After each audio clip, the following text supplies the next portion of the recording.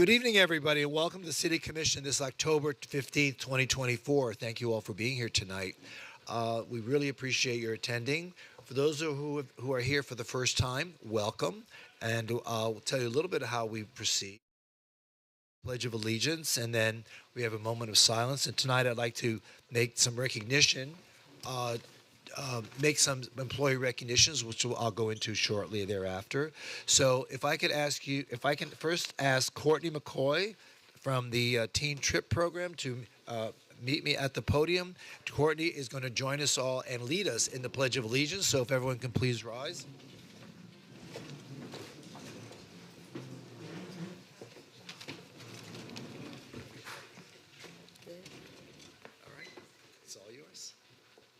I pledge allegiance to the flag of the United States of America and to the republic for which it stands, one nation, under God, indivisible, and liberty and justice for all. Courtney, tell us a little bit, what is the TRIP program? It's a program where we just help others who want to have fun and support those who is wanting things and for their dream to come true and stuff like that. That's what we do. Well, we have a little bag of gift for you to remember tonight's event. So thank you very much and good luck. All right. Thank you. Thank you. All right. Courtney. Gotta get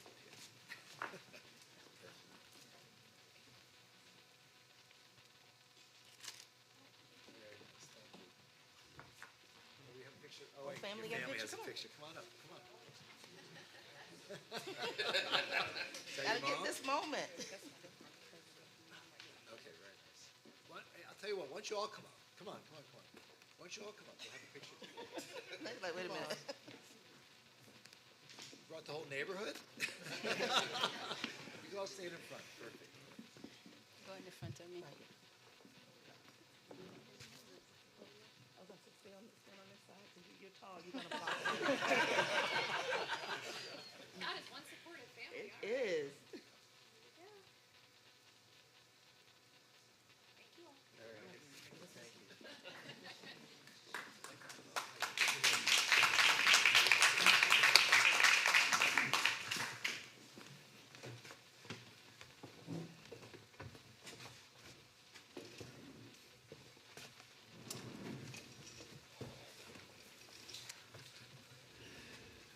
So, I'd like to take this point of personal privilege to acknowledge some of the folks that, from our police and our fire departments, who participated in helping those who were suffering terribly after the result of the Hurricane Helene and Hurricane Milton. I'd like to recognize them, announce their names, and I hope we can all send them a collective thank you for the work that they have done and continue to do on behalf of our city. For Hurricane Helene in the fire department, we have Jermaine Frazier, Eric Peckrell, Kevin Galt, William White, Vincent Latona, Vincent Pigallo, Vincent, a lot of Vincents, Kosak, Bruce Strandhagen, and Carl Peterson. They participated in Hurricane Helene. Also from our firefighters for Hurricane Milton, I'd like to recognize Shane Simcox, Eric Perkroll again, Kenneth Soma, Kevin Galt, Scott Bain, William White, Vincent Latona, Vincent Pangalo, Jesus Martinez, Ronald Tatro, and Jonathan Bias. From our police department, those who participated in, who went to Tampa, Lieutenant John Bohm, Sergeant Bobby Smith, Sergeant Omega Dean, Sergeant Tom Capano, Officer Joey Nabhan, Officer Mark Clark, Officer Jose Carrera, Officer Joe DeQuarto, Officer Teddy Levine, Officer Juan Geraldo, Officer Rudy Oliva, Officer Brian Medina, Officer Mark Johnson, Officer Nick Herring, Officer Patricia DeCarmago, Officer Michael Kershals, Officer Matt Sandelier, Officer Leon Pabon, Officer Luis Herrera, Officer Rafaela Melo, and PSA Matt Koch. Those who went to Horseshoe Beach was Sergeant Eric Peckrell and Officer Kenny Soma. Let's give them a round of applause, everybody. Thank you for your service, and thank you for your generous contribution to those who were most in need. And at this point, I would like to ask us all to share in a moment of silence for those who passed away during those storms and those who had friends and families who suffered as a result of those storms.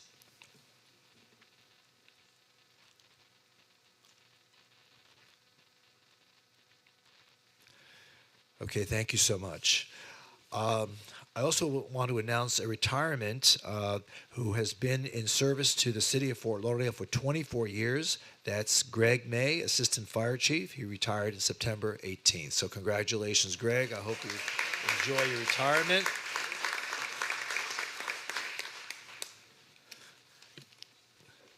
Okay.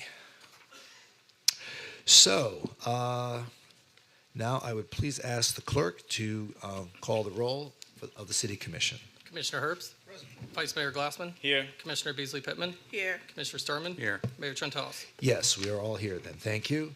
I have a couple of agenda announcements. This is with regard, first thing is with regard to the minutes of September 17, 2024. The conference meeting and regular meeting are being removed for corrections. The minutes for September 17, 2024, the joint workshop with Charter Revision Board will remain for approval. In PH1, the applicant requested the item be deferred to November 7th to be formally deferred when we get to the item. Changes. CR8 Exhibit 2 was revised to correct the effective date of the comprehensive agreement, which is October 31st, 2022. And CR10 Exhibit 1 was revised to provide a clearer legal description, adding page numbers and adding footer box. So, are there any other comments or recommendations for modifications to either the agenda or the minutes? Okay, there being none, would someone like to move the approval of the minutes and the agenda as amended? So moved. Do I hear a second? Second. It's been moved and seconded. Please call the roll. Commissioner Beasley Pittman. Here. Commissioner Yes. Sturman. Yes. Commissioner Herbst. Yes. Vice Mayor Glassman. Yes. Mayor Trentalis. Yes. And those minutes and the agenda as amended have now been approved. So at this point, the city... God bless Bless you. God bless you. Let it all out. Come on. At this point, in our meeting protocol, we like to recognize organizations or individuals or events through presentations. And tonight we have 3 presentations. The first presentation, I have the honor of presenting a proclamation declaring October 15th as Abbas Karimi and Marty Kendrick Day in the city of Fort Lauderdale. Are they here tonight? Very good. Why don't we come step up? And coaches Marty Hendrick and Zach McGinnis. You all here? Why don't you come on up? Go ahead.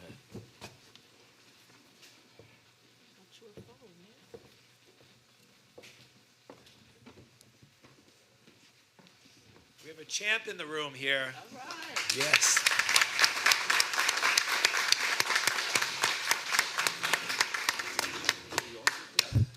So from the office of the mayor of the city of Fort Lauderdale, this proclamation in recognition of Abbas Karimi and Marty Hendrick, whereas the city of Fort Lauderdale takes immense pride in recognizing the extraordinary achievements of its residents and their contributions in the global stage.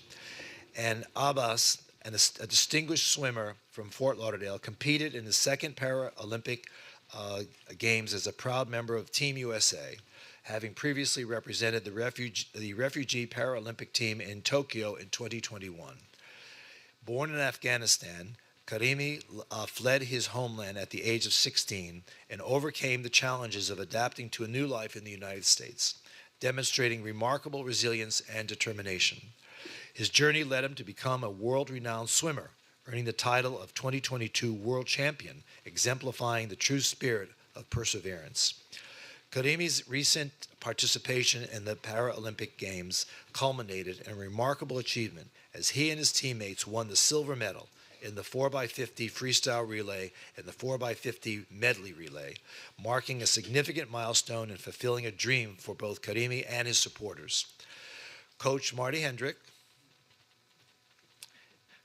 a longtime resident of Fort Lauderdale and a dedicated coach at the Fort Lauderdale Aquatic Center since 2005, has been instrumental in Karimi's journey. Hendrick's coaching excellence, including leading Swim Fort Lauderdale to 7 U.S. Masters Swim National Club Championships and earning the Speedo U.S. Masters Swimming Coach of the Year title, has been pivotal in Karimi's success.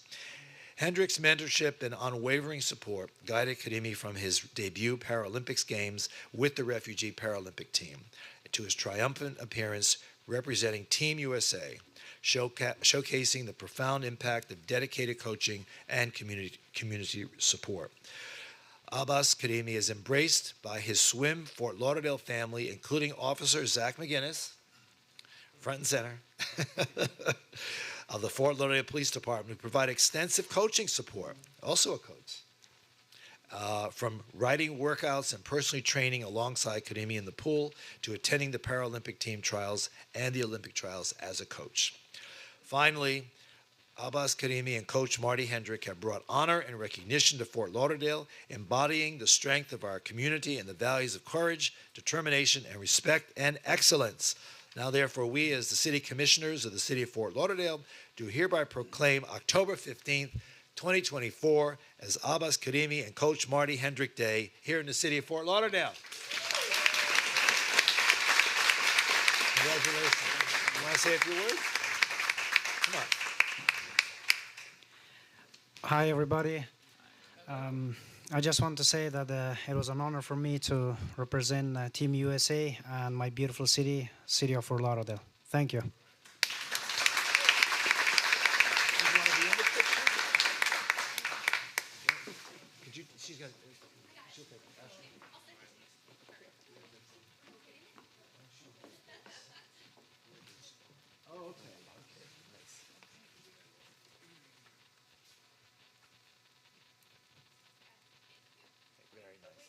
Congratulations so much. I appreciate it. And I do have one more thing for Oh. We gotta have a pin from U.S. Paris. Yes. I'll go around. Yeah. Thank you. Thank you. Take care. Thank you. Thank you. Thank you so much.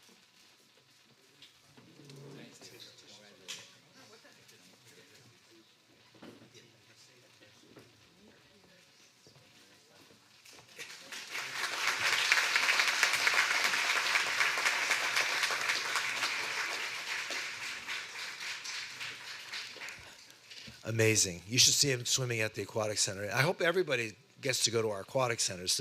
World class, amazing. Now, the dive tower is something else, only for the strong-willed, but certainly it's an amazing venue for swimming and diving competition for the entire world to compete in. Okay, now it's my honor to ask Commissioner Sturman to present a proclamation regarding Customer Service Week in the City of Fort Lauderdale. There should be a citywide customer service team here. Oh, you all here? Who's here? Raise your hand. Come on up and join Commissioner Warren Sturman.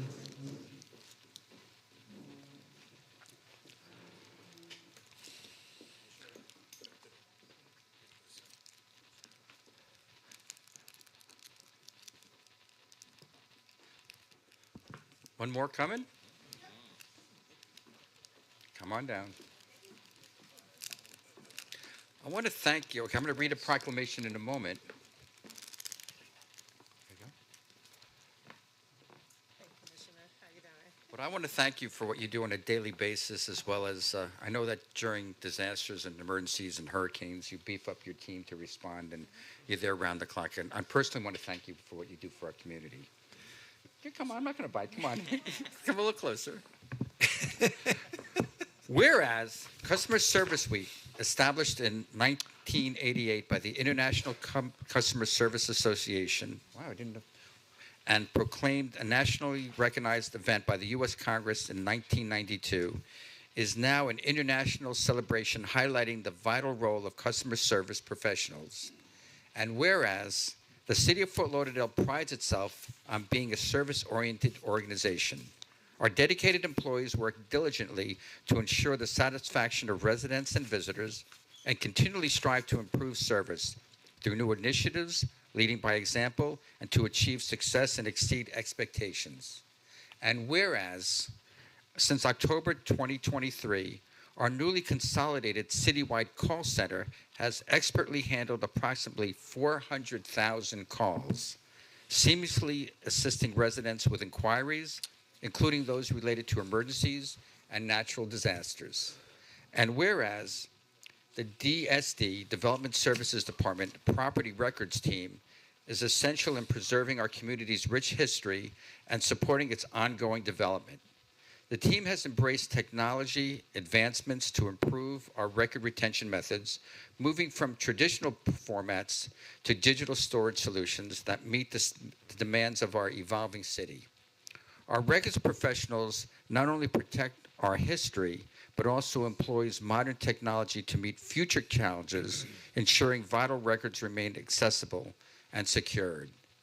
And whereas the DSD Frontline Customer Services team, consisting of business tax, community enhancement, urban design and planning, and building permit intake, have served over 17,000 neighbors since October 2023. And whereas the city prioritizes accessible and responsive services across all departments, the Utility Billing and Collection Division has assisted more than 20,000 residents in person and over the phone since October. Similarly, the Information Technology Department, which supports the city's applications and systems, has processed over 23,000 help desk tickets and answered nearly 16,000 phone calls in the past year, ensuring our employees have the tools they need to effectively service our community. And whereas the City of Fort Lauderdale commends the invaluable contributions of our customer service professionals who work tirelessly to make our community a welcoming and thriving city. Therefore, now we, as the Commission of the City of Fort Lauderdale, do hereby recognize the week of October 7th, 2024 as Customer Service Week, signed by our Mayor, Dean Trentalis. Thank you very much. Thank you. Good evening. Al Battle, Acting Director for Development Services. On behalf of Development Services, Information Technology, who was also mentioned in the proclamation, Utility Billing, all of these services, I would say, are the behind-the-scenes unsung heroes who keep the lights on and the operations going, because they provide service to our external customers, whether it be in person or in an online fashion. And in most cases, they do it with a smile, and they do it because they love serving their community. So I stand in place for all of those individuals who work for the city, some of them for many, many years, some of them who just came to the city, but have all, I would say, come to enjoy and thrive in the city's culture of being a service-first city and a city that you never want to leave. So on behalf of DSD, IT, and Utility Billing, I say thank you to those members, and thank you for recognizing us this evening.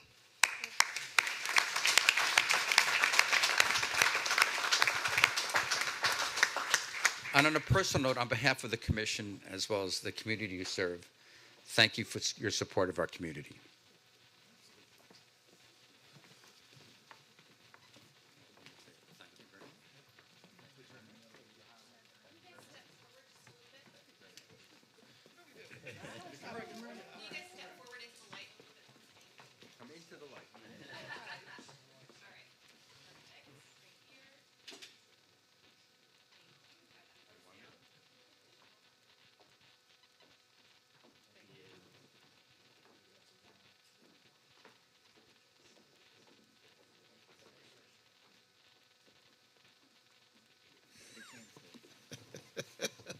Thank you, Commissioner.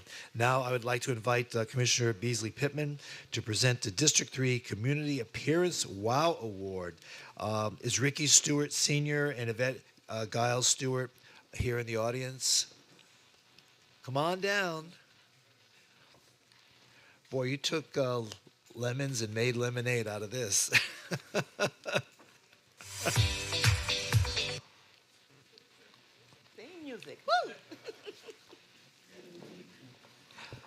Also, we're going to invite Ms. Chantel Dean to join us as well.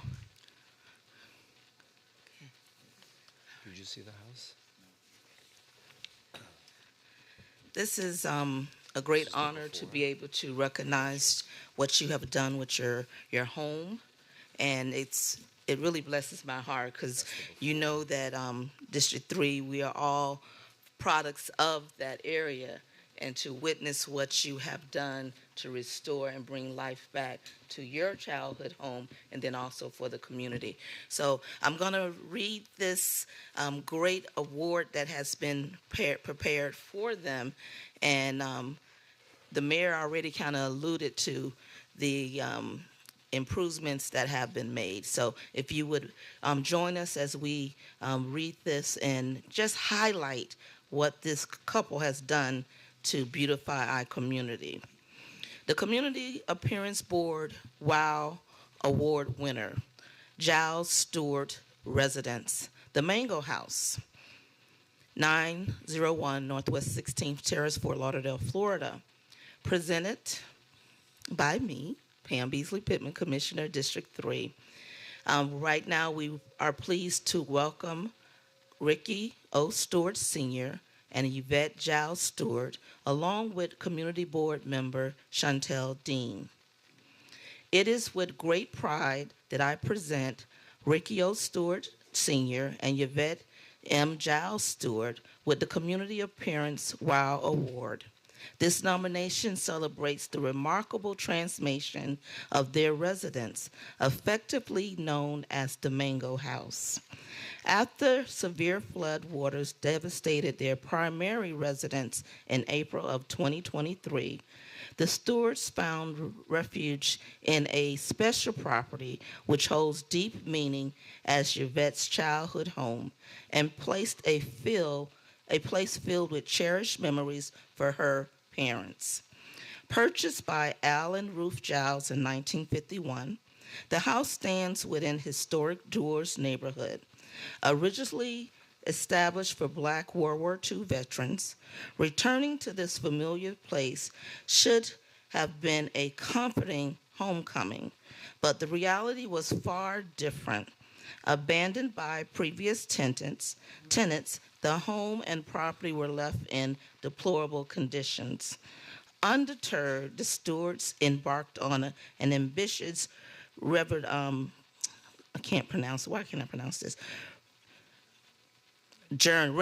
there we go, get it out, Pam. Renovation journey, transforming the deplorable structure into a modern, vibrant home.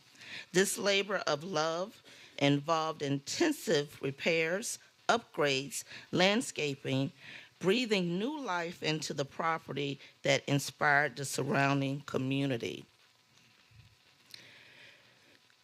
Key improvements included exterior enhancements, including a redesigned entrance, new impact windows and doors, fresh paint, decorative stacked stone facade, and a meticulous landscaping grounds created as a welcoming and attracting curve appearance. Improved security, smart doors and locks, security lighting, and doorbell security cameras provides peace of mind and enhanced safety. Flood mitigation, a new roof, and rain shelters with French door drain systems offering greater protection against future flooding. Landscaping and hardscaping, professional tree trimming, new sod, drought tolerance plants, decorative concrete elements enhance the property's appearance and ability. New driveways with permanent pavers and PVC premier fencing with electric gates add both beauty and security. The Stewarts' commitment to restoring this home extends beyond its physical structure. Their efforts have been a rippling effect throughout the Dewars neighborhood, inspiring other residents to invest in their own properties and renovate their community. The Mango House stands as a beacon of hope and renews showcasing the power and the presence of the transformation impact throughout the home renovation. The Fort Lauderdale City Commission and the Community Appearance Board are proud to present this monthly WOW Award to Ricky and Yvette Stewart for their outstanding contributions to the Dewars neighborhood. This award recognizes their dedication to the enhancement and beauty of the character of our city. To celebrate this achievement, we are pleased to present you with a certificate of appreciation, a $50 gift certificate, also a orchid from Fresh Market, and a yard sign to display your well-deserved recognition. Congratulations.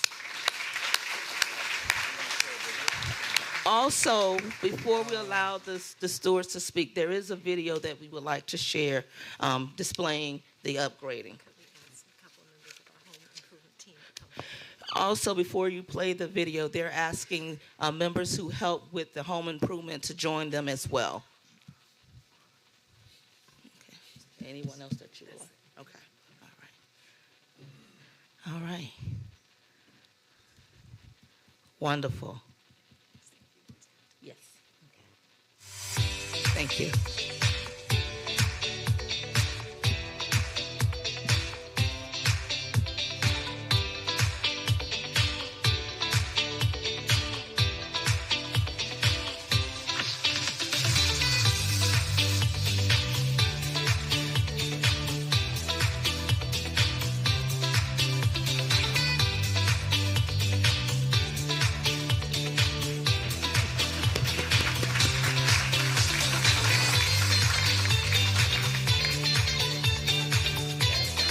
Where are you going to put the orchid?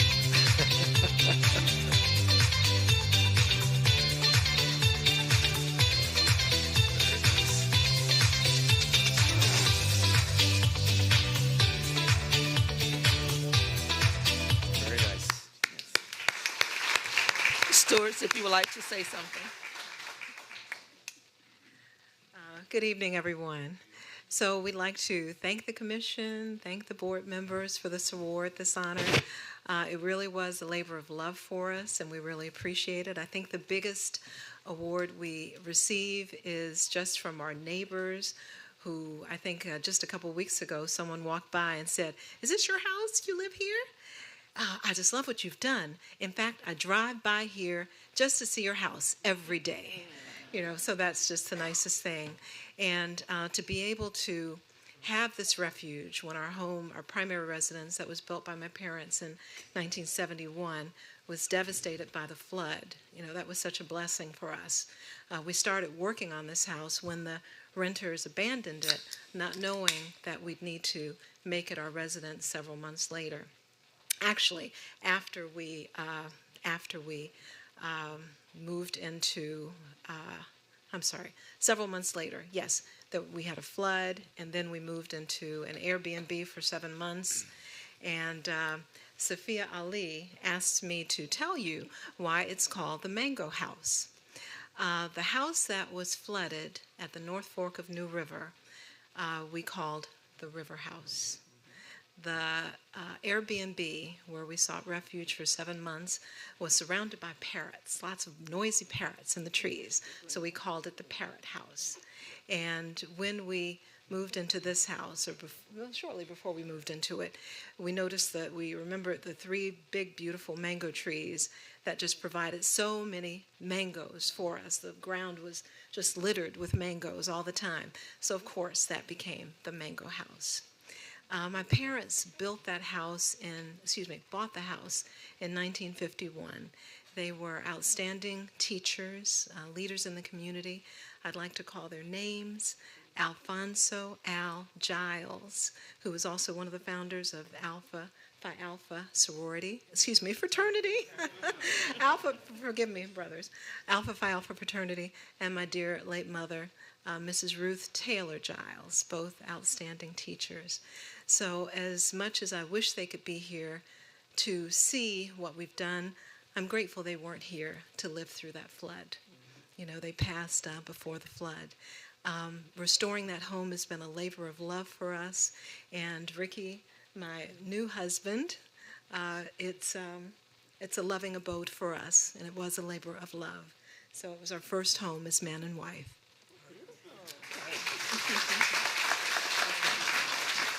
Husband and wife. As Yvette said, it was and still is a labor of love for us. But the really special thing is that it wasn't just us. We have an amazing team that worked alongside us. You know, it's like a championship football team. We have the quarterback right here, the promoted water boy, the center now. But we had this amazing team surrounding us. And many of them aren't here, but they want to watch via YouTube. So I'd like to acknowledge them and the services that they provide, just so we can share how important that has been to us. First, we have actually Bill and Billy. It's a father-son landscaping lawn health business. They are the ones who are taking care of our lawn and make sure it stays healthy.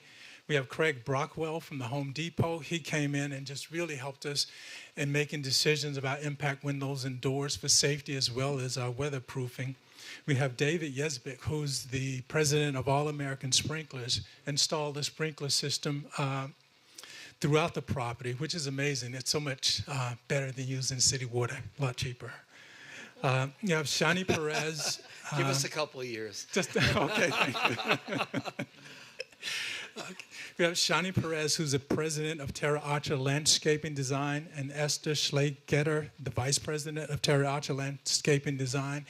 They did tremendous landscaping in the front, and also you didn't get to see it in the picture, but that place is an oasis. Yvette and I would go out at night and just sit out there. It's wonderful. We have John Daniels, who's a customer service provider at Flamingo Road Nursery. And any questions we had, he answers, made amazing recommendations on how to beautify the property. We have Mr. Johnny Gaines, who's up here with us. He's our electrician, who has really went through this house top to bottom. There's not a piece of electrical work that's untouched in that home.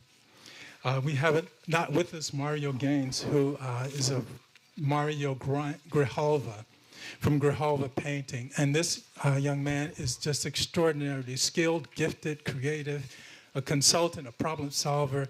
He does literally everything that we wouldn't even know to ask for in helping us to beautify this home. For the emergency repairs and services, we had Mike Presley to help us with that. We had an arborist to come by and take care of the trees, the mango trees, as well as many others, to help make it a safe and beautiful place to live out of Safari, Tree Pros. And we had Home Depot. We have a representative here with us today from Home Depot as well, Michael Scott, representing that organization. Just amazing quality, amazing service, tremendous help and facilitation for us. So that's the team. And Yvette spoke about the impact that this property and us going through this process had on our relationships with our neighbors there. I'd like to highlight another impact that this team had as well. We have Mario, who isn't here, but also Mr. Gaines, who is here with us, the electrician. Their presence in the community was amazing. Here's the story behind that. There's this young family that lived next door to us. They were homeless, living out of their car. They moved into an apartment behind us, no electricity, no running water. Mario came and worked with us to refurbish a generator, which we got for them. Mario came over and repainted their entire home when we sent them away for a day to say, go away, come back. And it was a makeover. And we had so many other community partners that helped join us in doing that. And lastly, Mr. Gaines in his presence, he went beyond our house, beyond our property, into the community. This two young men really, struggling with drug abuse, drug addiction. He provided guidance to them to a place of rehabilitation. So this journey has been much more than a makeover for Yvette and I. It's been just a wonderful experience, and we're really proud to be part of this community, to have members from the community here present with us as well, and to be part of this city. So, okay.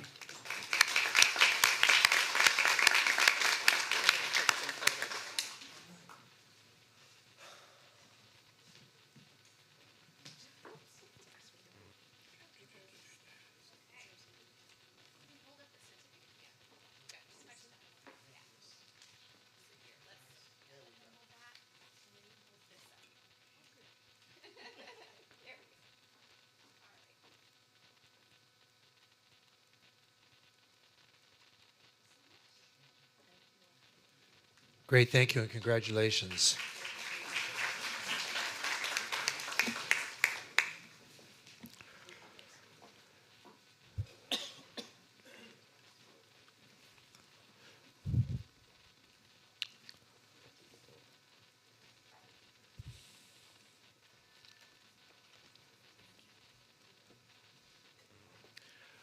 Okay, that concludes our presentation portion of tonight's meeting. Now we'll begin with the what's called the consent agenda. The consent agenda are items that the commission will be approving tonight, which we normally approve with one vote. If there's an item in the consent agenda that a member of the commission would like to pull and consider and vote on separately, we will do so at the beginning of the voting process.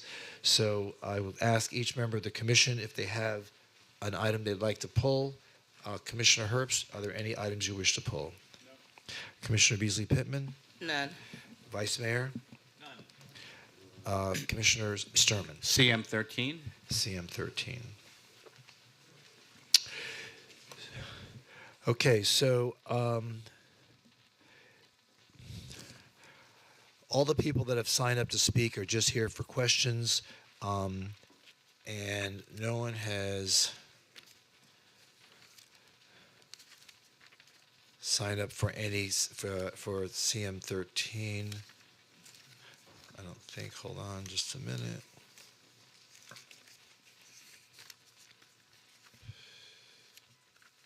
No. Okay. So, except for CM 13, do I hear a motion to approve all the consent agenda items? Do I hear a motion? So moved. Moved and seconded. Please call the roll. Commissioner Beasley Pittman? Yes. Commissioner Sturman? Yes. Commissioner Herbst? Yes. Vice Mayor Glassman? Yes. Mayor Trentalis? Yes, and all those consent agenda items are now approved. So if you're here for one of those items, your matter has now been approved. You're welcome to stay for the rest of the meeting. Don't stampede out of the room. Hey, it could be fun. Congratulations, whatever we approve for you. Hey, I'm taking names. All right, CM 13, Commissioner Sturman.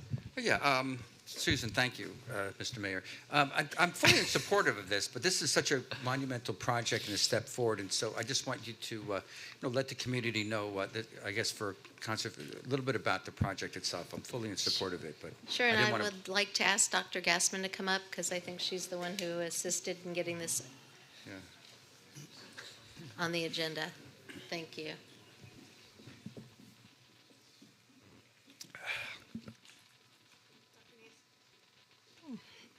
Dr. Nancy Gassman, Deputy Public Works Director and Chief Resiliency Officer for the city. What is your question? Well, just tell us about the project, what's involved, and what they're doing with this. I know it's a big project that we've longed for resilience and all. Just this is the Oyster Project. Correct. Yes. So the conservation CCA, the second C escapes me. They're a not-for-profit that works on waterway quality, and they're working with a graduate student who's interested in working on her research related to oysters.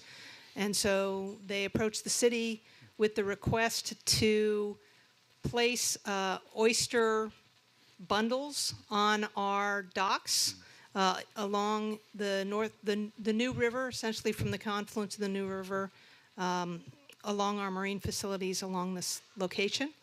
And it's a 5-year project where they'll be monitoring the growth of those oysters and see how they do in the New River. I want to thank you, City Manager, and thank you very much. We had also with Susie Bailey, we had met several times, and several other projects, including biochar sleeves and Residents for Resilience had some other educational things, and hopefully those are still in the works. We're still working through some of that stuff. I've had several meetings with Susie and the team from University of Miami to discuss a couple different projects, and we're waiting for them to give us a proposal so we could see where we go from there. Right, it's like in George English Park and this is along the New River, if I'm not mistaken, correct? Your project. Yeah, this is from the confluence of the North and South Fork and the New River East. Okay, great. I love the project, love the idea. I'd like to move the item if I can. CM13 has been moved. Do I hear a second? Been moved and seconded. Please call the roll. Commissioner Beasley Pittman? Yes. Commissioner Sturman? Yes. Commissioner Herbst? Yes. Vice Mayor Glassman? Yes. Mayor Trentalles? Yes, and CM13 is now approved. Can we go out collecting pearls from these oysters? We're trying to monetize, and like my grandma would say, "You are funny." Yeah. Okay. Moving along, M1, motion approving the final ranking of firms, negotiated fee schedules and agreements for professional engineering and program support services for citywide undergrounding of overhead utilities. Do I hear a motion? I'd like to make the motion with an amendment, if I can. Well, okay, sure. What is it? Okay. Susan, I don't know how this happened, but Harbor Beach fell through the cracks on this one. They were supposed, yeah. So no one's fallen through the cracks. There's just listed examples of neighborhoods that have either filed an application or expressed interest, but these contracts enable us to provide those services for undergrounding to any neighborhood that provides either an application or expresses interest and goes through the process. So no one's fallen through the cracks. Harbor Beach is, I think, staff has spoken to them, and I think they're all set. Or could we somehow mention them also in this motion too? Because again, they were pretty early in the process, so just to make sure that. Well, the motion's approving the agreements with the two companies. So I don't know. I mean, the minutes. It'll be on the minutes for the record. That we mentioned that to conclude them. Okay, that's fine by me. I'd like to make that motion then. Well, what is the motion? Well, the motion as is. As is. Okay. But keep in mind, we did for the record, we did mention Harbor Beach. Okay. M1 has now been moved. Do I hear a second? Yes. Been moved and seconded. Please call the roll. Commissioner Beasley Pittman? Yes. Commissioner Sturman? Yes. Commissioner Herbst? Yes. Vice Mayor Glassman? Yes. Mayor Trentalles? Yes, and M1 is now approved. M2, motion approving the agreement between the School Board of Broward County and the City of Fort Lauderdale regarding the use of SBBC's private wireless network. Do I hear a motion to approve? So moved. Second. It's been moved and seconded. Please call the roll. Commissioner Beasley Pittman? Yes. Commissioner Sturman? Yes. Commissioner Herbst? Yes. Vice Mayor Glassman? Yes. Mayor Trentalles? Yes, and M2 is now approved. M3, motion approving the change order number 18 for construction management at risk services for the new police headquarters, Moss and Associates. And this is for additional things that we want done that were not contemplated by the city originally. Is that correct? Not in the original construction contract, and I think there's a small portion that also applies to the deflection, which we're keeping track of separately in order to get that reimbursement from the vendor. Okay. AECom. Okay. But there is within the contract itself, there's recognition that we will be reimbursed for that. That is correct. Okay. And we've been working with the city attorney's office on getting that done. Okay. All right. Do I hear a motion to approve? So moved. Do I hear a second? No second? I'll second. Okay. It's been seconded. Mayor, I've got some comments on this one, if I may. Absolutely. Go ahead. So I'm not supportive of this. We have some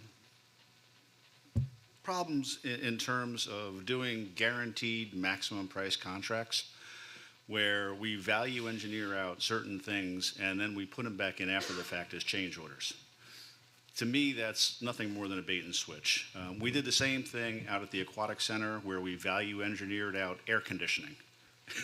Now, I don't know who in Florida doesn't have air conditioning in their buildings, but then it came back as a change order after the fact. Here That we was air value conditioning. engineered- That was air conditioning in the locker rooms. Exactly, air conditioning in the locker rooms where people change. Typically, you want some air conditioning in the locker rooms.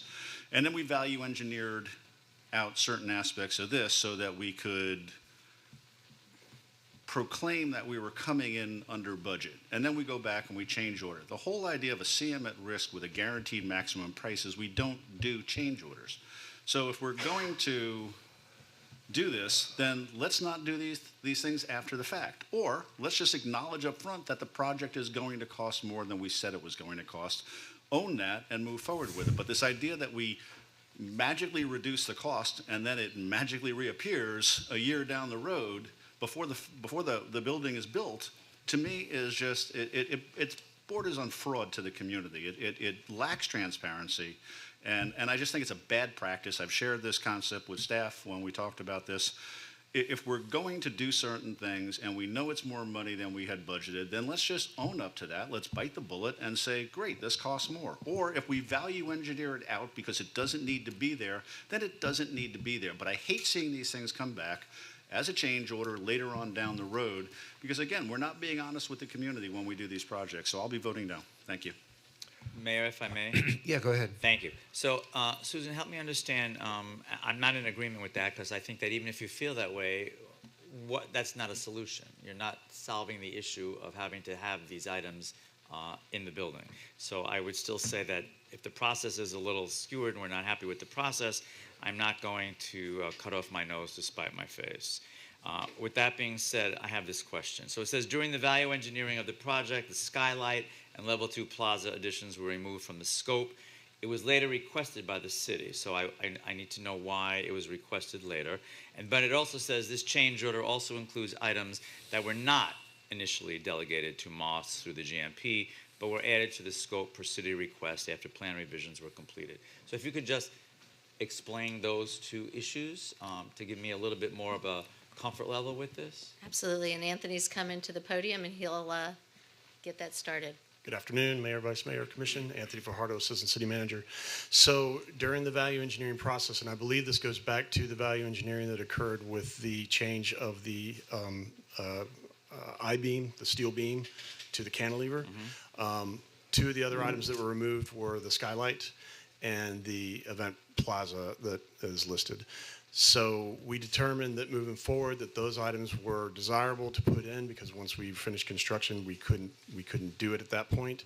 So the decision was made, and this was a discussion that included the police department as well as the city manager's office to reinsert those items back in. So those items were value engineered out, and we felt that we could put them in. And I think it's important to remember that this is within the scope of the current budget. We're not asking for a budget amendment for this, so this is all accommodated. The other items were items that were identified through the process of construction, right? So an example is a ballistic door that was actually determined to be needed at the detention manager's office. So for whatever reason, it was missed in the analysis from city staff side as well as AECOM, and we asked that it be put in because once we identified that we needed something like that, we felt that it was important to include it. So that came from the police department as well. So that came from the police department. Yes. So then, let me ask you this. The items were value engineered at the very beginning for exactly what reason? So not the latter, because those weren't assigned to Moss, but right. I'm talking about the initial ones. So it's my understanding that once the cost of the projects had started ballooning at that point, the team was asked to look at what could be removed from the building that would allow it to still function for its primary use and under the design parameters that was originally given, and save some money on the process. So that's why they were removed. Okay, but you're saying now that even with us restoring these items, this is not asking for a budget amendment. In other words, this is paid for already. We have the funds allocated for these changes. These are all within the budget, yes. And you're saying also that the police department has requested this? Yes. Okay, that's enough for me. That's good enough for me. Thank you. Okay. Can I follow back up on that? Because that's curious. So it's within the budget. It's not within the $100 million budget that we issued the bond for, right? It's within the $100 million plus the $45 Plus the $40 million The that we expanded- added the to it. expanded- the Right. Okay, so let's be expanded clear, budget. everybody. This is not within the budget. We added $40 million more to the budget. 45. 45, thank you. It grows every time I look at it. I appreciate that. It'll be 50 the next time we talk about it. So yes, so we add 50 million, we go up 50%, basically, and now we could afford skylights and so forth.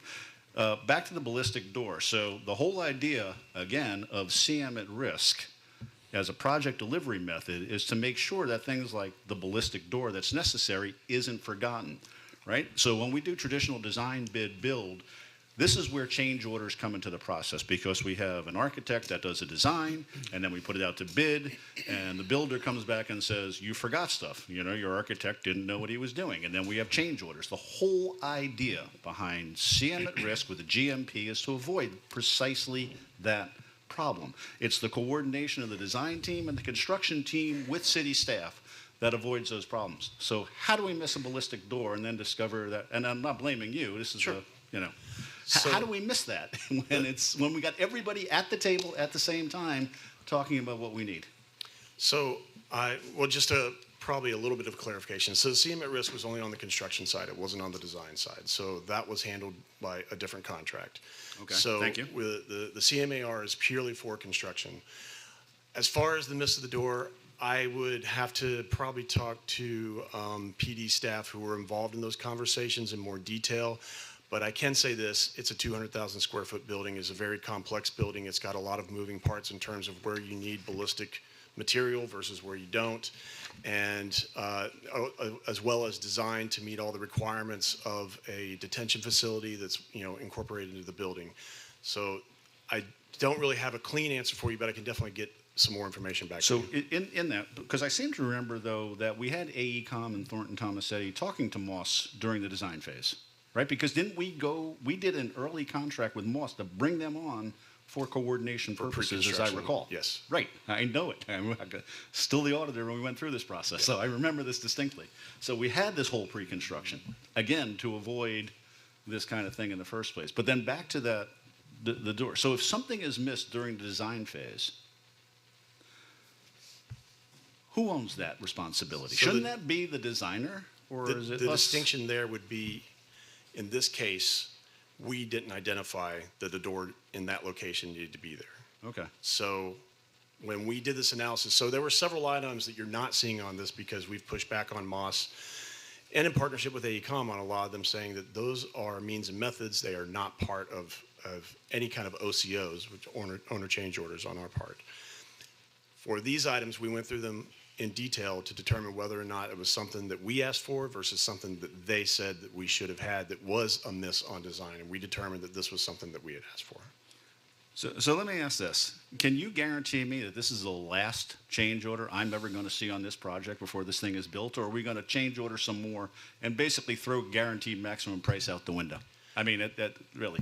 I can guarantee that we will work with Glenn and the procurement team to ensure that any items that we are not responsible for are going to be paid for by Moss and AECom at 50% of the project. I just can't guarantee that I'm not going to be able to come back, not have to come back at some point. Understood. It was a rhetorical question. Yeah, and we're looking at, we've been meeting and as far as reconciling the project, because there were some expenses that got charged to the project that weren't anticipated initially, mostly the rent on that Kaplan building.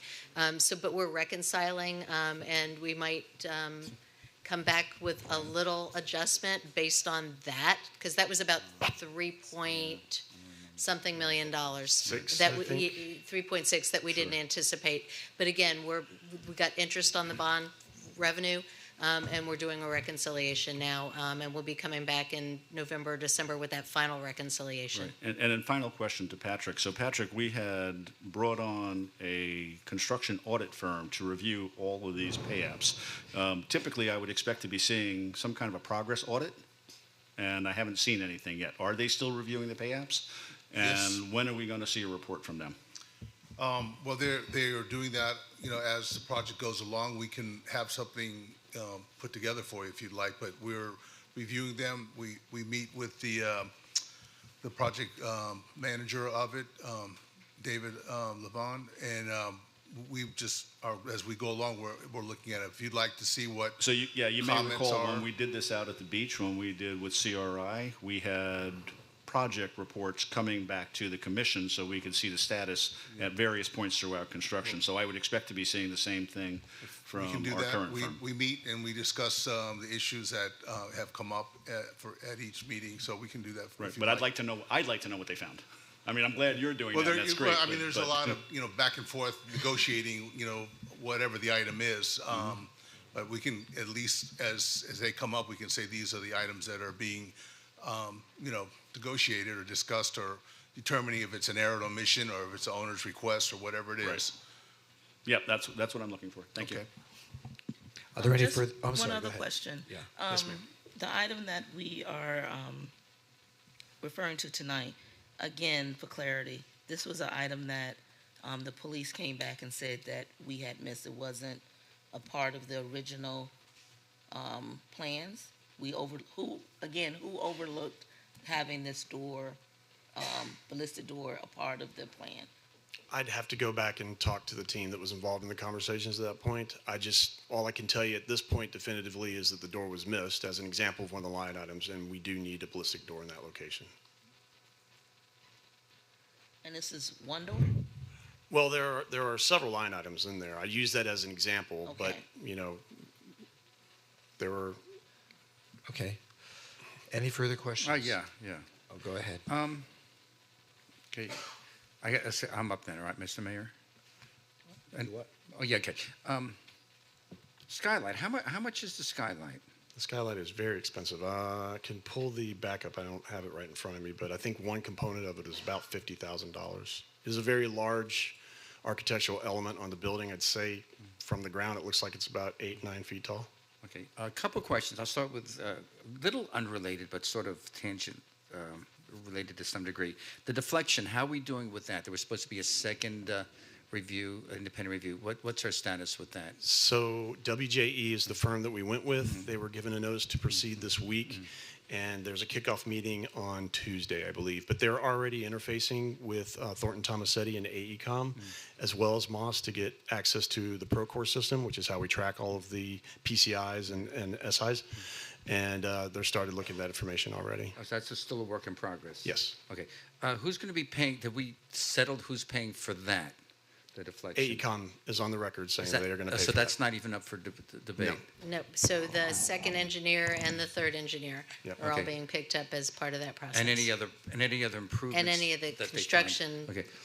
related to that. Okay, I am going to backtrack on something that my colleagues were up here. I wasn't here when when the $100 million was allocated and then when it cost overruns. So John had said a few things, so just bear with me. $100 million is our original price. It ballooned to 140, now 145.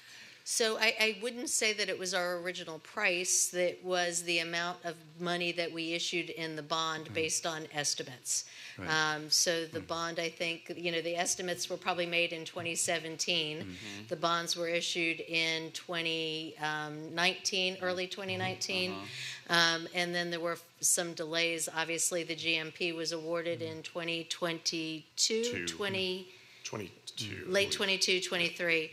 And we know that we had the post-COVID inflation. Okay, so originally they thought 100, it's not going to cost anywhere near 100, but we'll do 100 just to be on the safe side. I mean, I remember it being sold, and the next thing you know, 100 is in your rearview mirror from way back when. Yeah, I think they were estimating 90, and they said, "Hey, let's make it 100."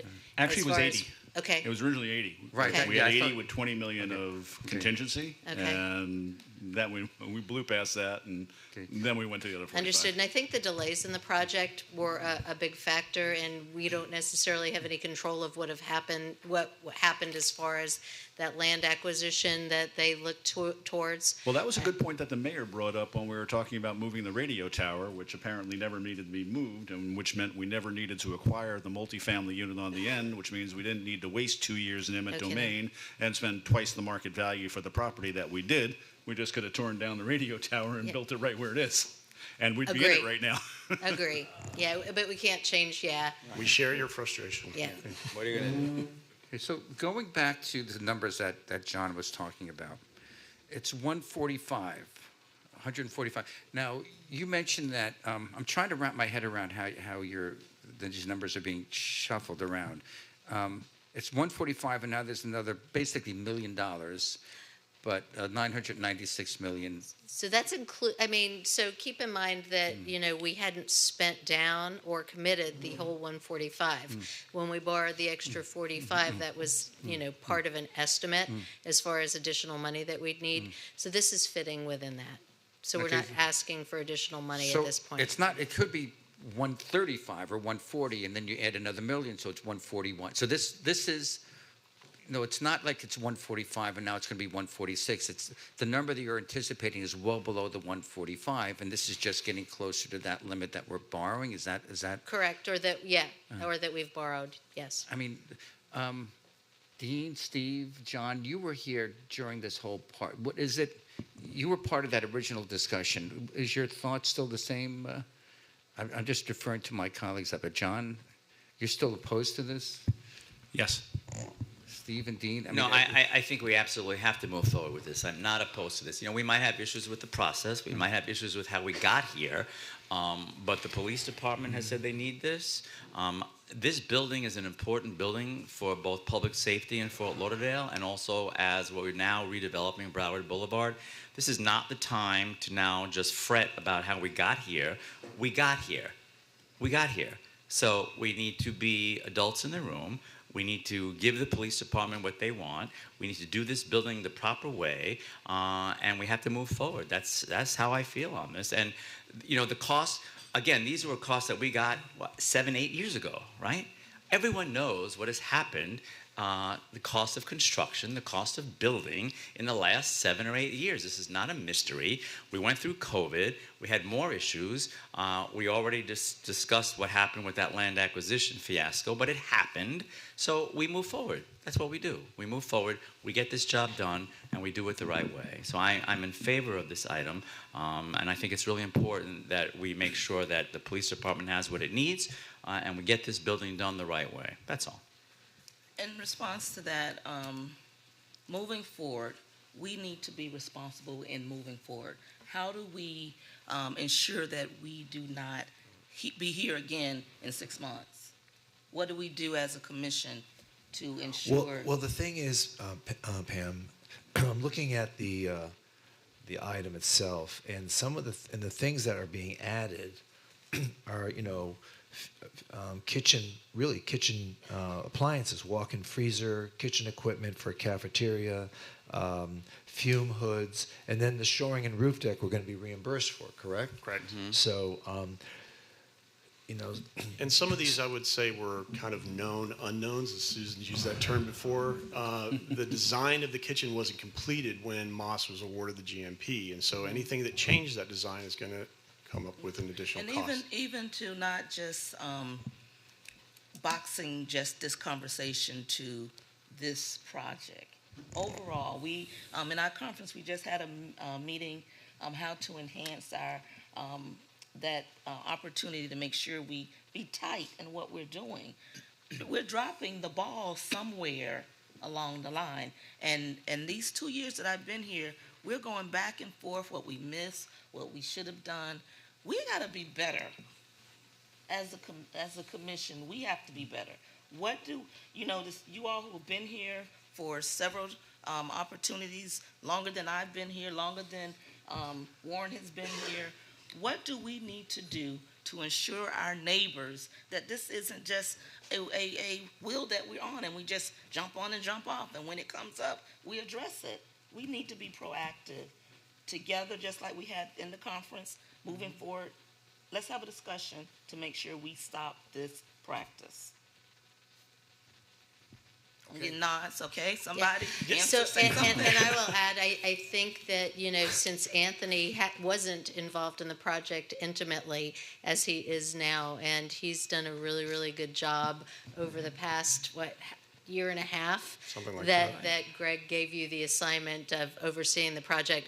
But I think that is one of the key things, is making sure that there is someone at the helm that is responsible, and Anthony has taken on that role with this project, for the past I would agree. year and a half. Had he been on and assigned, and I'm really big on every project should have a parent, an owner, someone who's responsible. And I think we've recognized that and have done that. But that's what Anthony has taken on in the past year and a half. Didn't we have a project manager? I remember talking to several project managers on the course of this one. So this was not an orphan project. We not had a orphaned, project but manager. not necessarily a key person with at a higher level, as opposed to just someone who's project managing. Don't we also have a third party? Yep, So, we do. All right, so we got a third-party project manager we're paying. We had an internal project manager, and now we need a project Anthony. manager over the project managers. Yeah. I'm But sorry. I think that's key. But wait. I think we're talking about two separate things. Okay. Project managers to assure that the design and the project itself as proposed is complete versus a needs assessment. We're seeing needs being changed during this process. That's what we're here for tonight. No, we actually hired somebody to do that as well, Mayor. But the needs of a refrigerator would not have necessarily been the responsibility of a project manager. And that part of what we're being asked for tonight is to fund a walk-in freezer and several other items that would not necessarily be a project manager's within their project manager's purview. Now, look. I'm as frustrated as everybody is in this process. Trust me, from day one. I thought that we should have put this whole thing out to bid first and then got the bond. Because if you tell people how much money you have in your pocket, of course they're going to overspend. I had the same situation with the federal courthouse. The federal courthouse, we had a very specific budget, $193 million, and it somehow became $250-something million. And when we went to the architect and said we have $193 million, they came back with a bare bones building of $207 million. It's like they couldn't build a building for the amount of money that we had. We actually only had $140-something million for the building because the rest we had to use for land acquisition and other aspects of the project. So the biggest mistake any city can make, is to tell people how much money we have. We should have put the bid out first, said what can you build a police headquarters for, and gotten bids. And then we could have floated the bond. But we didn't do that. Anyway, the next problem was, as we discussed, was in waiting to buy the adjacent property because we needed to go through condemnation proceedings. The lady who owned it wasn't budging. We ended up having to force her to sell, and then that delayed the project a couple of years. Then realizing we didn't need the land because the police department didn't want to sit there and operate during construction anyway, so they vacated the place. We could have just torn down half the facility and built it on the existing site. So there's a lot of mistakes that were made in this process. And then adding insult to injury is the tower, as you said. The tower was an absolute mind-boggling revelation when we discovered that we didn't own the tower. So here we are, and we got to make a decision. I do not personally want to see this police department building held up any more than we have held it up. I'm sorry to say that all these mistakes occurred, but we need to move on, and I think that we owe it to our police department to get the job done so that they have a facility within which to operate. So I'd actually like to have the chief come up because I want to understand how we value engineered out the skylight and now why he needs that back in his building in order to operate. Why do our cops need a skylight? So I can clarify the skylight. The chief isn't here, but Okay. Assistant Chief I think London Victor, is. Victor's Okay. here. I want to know why it's a critical part of a police station. Well, I think I can clarify the skylight. I may have misled you when I responded to that, and I apologize. Okay. So it's my understanding, as I said, the skylight was removed as a value engineering exercise. It's a very expensive piece of architectural element on the building. It was identified later on that it was a key architectural element of the building, and the city manager at the time had given the direction to put the skylight back in. So that item was not related to the police department. Gotcha. That is not a life safety issue that they would Didn't probably think it be was. concerned with. But it was determined that that was a key element of the building and of the original design, and it should be returned. Okay, because I'm thinking about that. I've watched our SWAT team and our K9 and our bomb squad. And not once have I ever seen them call out for a skylight. Okay. One more thing that I think is important, Mayor. So go ahead. I do have one final point I want to make though, because in this conversation we're talking about how we're moving forward with additional construction while we continue to evaluate the deflection. And I have significant concerns about that. And so I talked to Anthony and Susan and staff about that today, and I said I wasn't comfortable doing that without our new third engineers saying that they agree with that work moving forward. And they responded back today, and I'm going to read to you from that because I want this on the record. I know this has been part of the conversations that staff has had, but this is a critical point. However, it should be clear that the city's willingness to allow the project to move forward does not constitute approval of the construction itself. So AECOM and Moss are moving forward with construction of this police station before we have an opinion from our engineers that this building is in fact going to be stable and functional and safe going forward. And so on the record, our engineers, our third peer review that we're doing right now says, it should be clear the city's willingness to allow this project to move forward does not constitute approval of the construction itself. And candidly, I don't think we should be moving forward with construction, but that's a whole nother issue. All right, let's not go there right now. We're here to approve a walk-in cooler. So, well, no, we're not, Mayor, because part of this cost is for the deflection. So please don't simplify right, but it. I mean, we're going to be I just wanna make reimbursed sure. for that. No, but maybe that's going to be part of the future Is that settlement a comes maybe? Out of all the, everything is a maybe Wait at this a minute, point. Mayor. wait. I want to let's get some clarity on this. We are not paying for any of the mistakes that were made with regard to this deflection issue. Is that correct? So AECOM is on the record saying they take responsibility, along with Thornton Tomasetti, of the deflection issue for the underdesign of the cantilevered roof. They've said that multiple times They have here said and that. on the record. Right. We continue to work. I'm sorry. I'm sorry to interrupt you. On the record, but is it in some type of contract? Is it written? Is it in written form? They've said it on the record here, and they've said it in multiple meetings with our legal representation.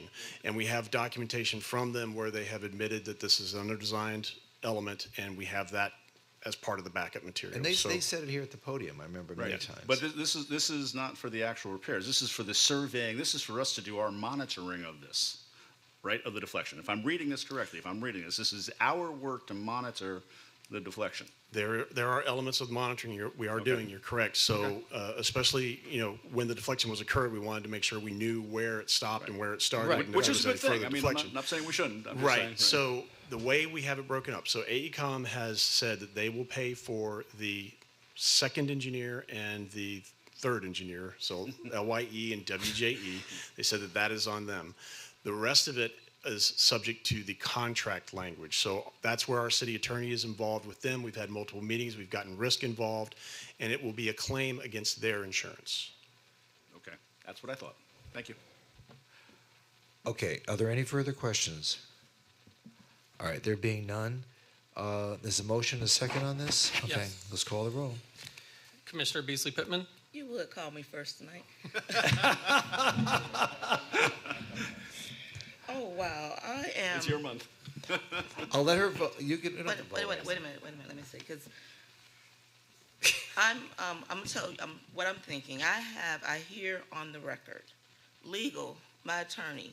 What does that mean on the record? Because I can say a lot of things on the record, and then it could be challenged and disputed. Are they held to that? It's not just what's said here, but what in the negotiations, what's been admitted in paperwork and documents with the lawyer that's helping in my office. So we're comfortable. So there is documentation? You are comfortable with it? Okay. Yes. Okay. Go ahead with the, read what you were reading, and then I answer. No, he already read it. I'll do it I again. didn't hear it. I was Oh, by my of course. okay. Commissioner Beasley Pittman, Yes. Commissioner Sturman, Okay, here's the deal.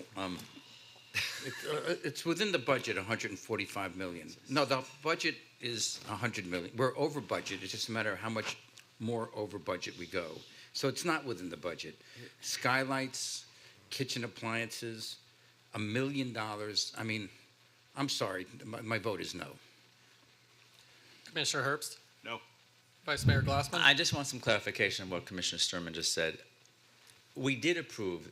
We're not over that 40 million. That budget was approved, correct? So I think the distinction he's trying to make is the original bond versus the additional $45 million. Right, but that was from 8 years ago, and then we went through COVID, we went through construction. We did approve as And a we commission. approved a line of credit for $45 million. We did, right. So in it's not addition to- like now we're talking about, oh my God, we're $45 million over budget. We're not. We approved that budget. Correct. Yes, my Right. vote is yes. Mayor Trentalis. Yes. Items approved. Let's get this building done. Don't come back here, Anthony, anymore. Thank you. R1, appointment of board and committee members. Would you like to read the names into the record, please? Yeah, for And if you tonight. read them into the record, you're bound by it. Okay, so. All right.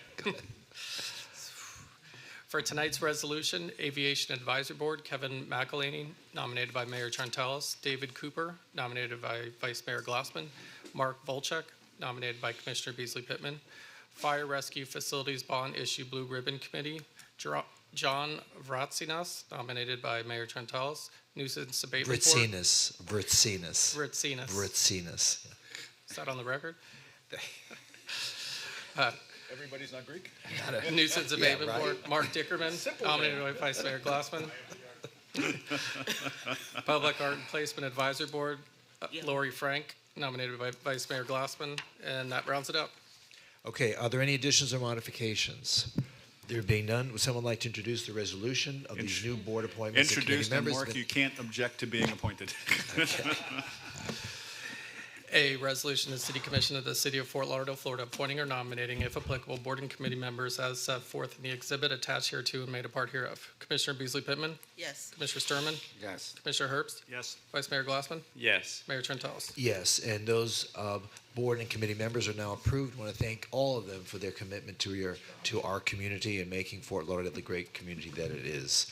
R2, resolution accepting the Affordable Housing Advisory Committee's 2024 Affordable Housing Incentive Report and authorizing the submission to the Florida Housing Finance Corporation. We have one person who signed up to speak. Leanne, you want to come up?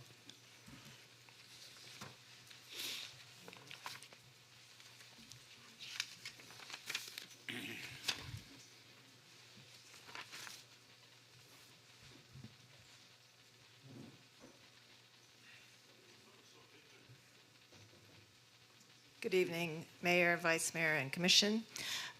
You have in your package the documents for the affordable housing.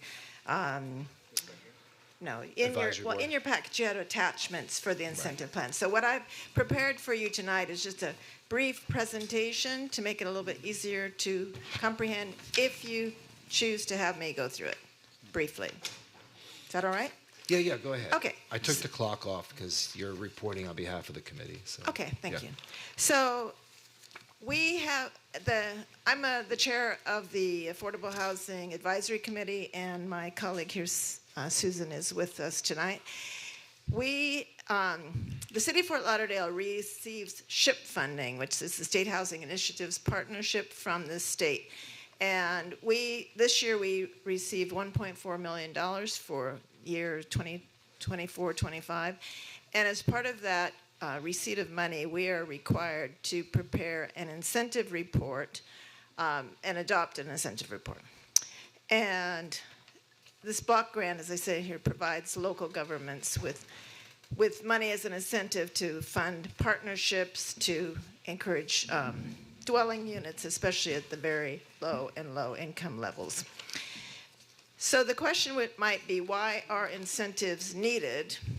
Because we have a lot of affordable housing within the city, but the way we look at it is that market forces aren't really working, that supply is not meeting the demand, and there are three factors for that. One is that our job market, our tourist economy, creates a lot of low-wage jobs, a concentration of low-wage jobs, and that creates a lot of demand for low-cost housing. And I have some charts here that you can go through if you want. The second is, I think this page is very important. The supply is actually shrinking at the low end, and what's happening is that there is increase in supply at the higher levels, you know, a lot of luxury apartments being built. But it's it's creating a shortage at the lower end. And some of that is market forces. And, you know, we've seen it in our neighborhood in Flagler Village where a luxury building was built, and actually some of the low-income housing, now they're all raising their rates because they feel like it's possible for them to do it. What's frustrating is the supply and demand concept, because as we keep approving more housing, and it comes in at market rate, the idea has been keep building, and then hopefully there'll be a glut. Right. But we haven't reached that glut state yet, is Yeah. what you're saying. Okay. Yeah, and I think that it's almost a supply and demand per band. You know, a supply of a $4,000 a month apartment does not meet the demand of a $800 Right. a month income. Right, but So- but if you keep building the $4,000 a month apartments, eventually those will become $3,000 a month apartments because of the glut. That's been the theory, but more and more people are coming to Fort Lauderdale wanting to live here, who are willing to pay those prices. So okay. The more you build, the more they come. Well, Yeah. that's what they say. Yeah, and there's a lot of other factors at work Yeah. there. The third item is that the government subsidized housing that we are building doesn't really reach the extremely low income households. And the chart on the next page shows that a lot of the housing that we're building, it's called affordable, but it really depends on what income band we're working on. And affordable can range anywhere from a 30% of AMI, which is adjusted or area median income, up to 140% of area median income. And our area median household income is $88,000. So that means that if we build an apartment building that rents out at an 80% of area median income, that means you basically have to have an income of about $70,000 in order to qualify. That's for a family of four, isn't it? Probably. Okay. Yeah. But we do have some that are coming online soon. Do we not? Yeah, there's a few that are lower, but once again there's a supply demand gap.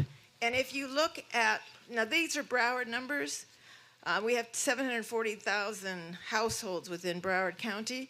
But like 43% are $60,000 a year household income or less.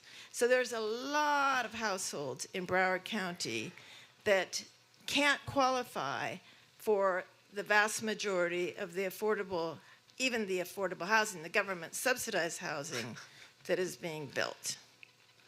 So that's just something. And we had a presentation from the CRA yesterday, actually, and they mentioned that some of the buildings that are being built in the CRA are affordable. They have an affordable component. It's like 10%. And so that actually, it looks like it's affordable, but when you're making, $30,000 and you're walking around trying to find a place to live, that building is out of reach to you. So on the surface, it looks like it's an affordable housing project, but it's not available to a lot of the people that live in our community. So given that kind of context, that's why we need incentives. Our incentive plan outline, SHIP, the state government, comes to the table with 11 incentives. They put forth 11 incentives that they ask us to look at and make recommendations for. So we've taken the 11 incentives that they have provided to us, and we have made recommendations against those incentives. And then we've also provided 11 additional recommendations. Of the first 11, there are 2 that are required to be adopted, which is an expedited permitting for affordable housing and a process for an ongoing review. The goal is to increase the number of dwelling units, especially for those at the low and very low income levels. And just so we're not we're not confused about what a dwelling unit. A dwelling unit is a place where there's one or more rooms for residential use that also has like cooking, sleeping, accommodation, not hotel rooms. A hotel room is not a dwelling unit. Airbnb is not a dwelling unit. It's for somebody that has permanent. Now, it could be an accessory dwelling unit in a backyard, or a mother-in-law's apartment in a backyard, where it's a separate, contained place for people to live. Cooking, yeah. So, our recommendations for you are to accept the plan, and the plan doesn't mean you actually have to follow the recommendations. It just says that you have to accept the plan. And then what we would really like is for the commission to assign, to request the city manager to assign staff to analyze and prioritize the recommendations within this plan. And so we could, we're available to meet to actually, because what's happened in the past is a plan is put forward, but it doesn't ever really get implemented. Or there's a lot of discussion, I'll just raise, I'll give an example, parking reduction. That's always a fun one. And so it doesn't really go anywhere. But there are things that we think that could be recommendations that what we'd like to say is if we actually made some of these recommendations, what impact would it have on the number of dwelling units that are being created within our city? And so it might be an incentive to a developer. It might be, we have lots of recommendations, and I don't want to go through each one. We're just asking that we actually drill down to the next level, look at the recommendations, evaluate whether it makes sense to pursue some of these recommendations, because then it ends up being ordinance changes and so on to make it actually happen. And then if we could develop a tracking mechanism so that we could periodically say, we decided to make this change in policy, or we decided to fund this initiative, and we had, we've actually had 2 new, that didn't make it either didn't make a difference, or it made a significant difference in the number of dwelling units that have been created. And there's some, a lot of other cities have had some evaluations. So, for example, California changed their accessory dwelling unit policy, and the first couple of years it didn't make a difference. But now, like they've had 25,000 additional dwelling units within California because of changes in permitting and changes in the ordinance to reduce lot line, lot sizes, parking restrictions, things like that. So let's talk about that. If I don't mean to interrupt you, but that's it. So the thing is that accessory dwelling units has often been a touchy subject, especially in single-family home neighborhoods, where the recommendation has been that we should allow for mother-in-law suites to be added onto homes. And I've always been concerned as to what that additional accessory dwelling unit is going to consist of and who's going to occupy it. Will it be a family member? Will it be rented out as an Airbnb?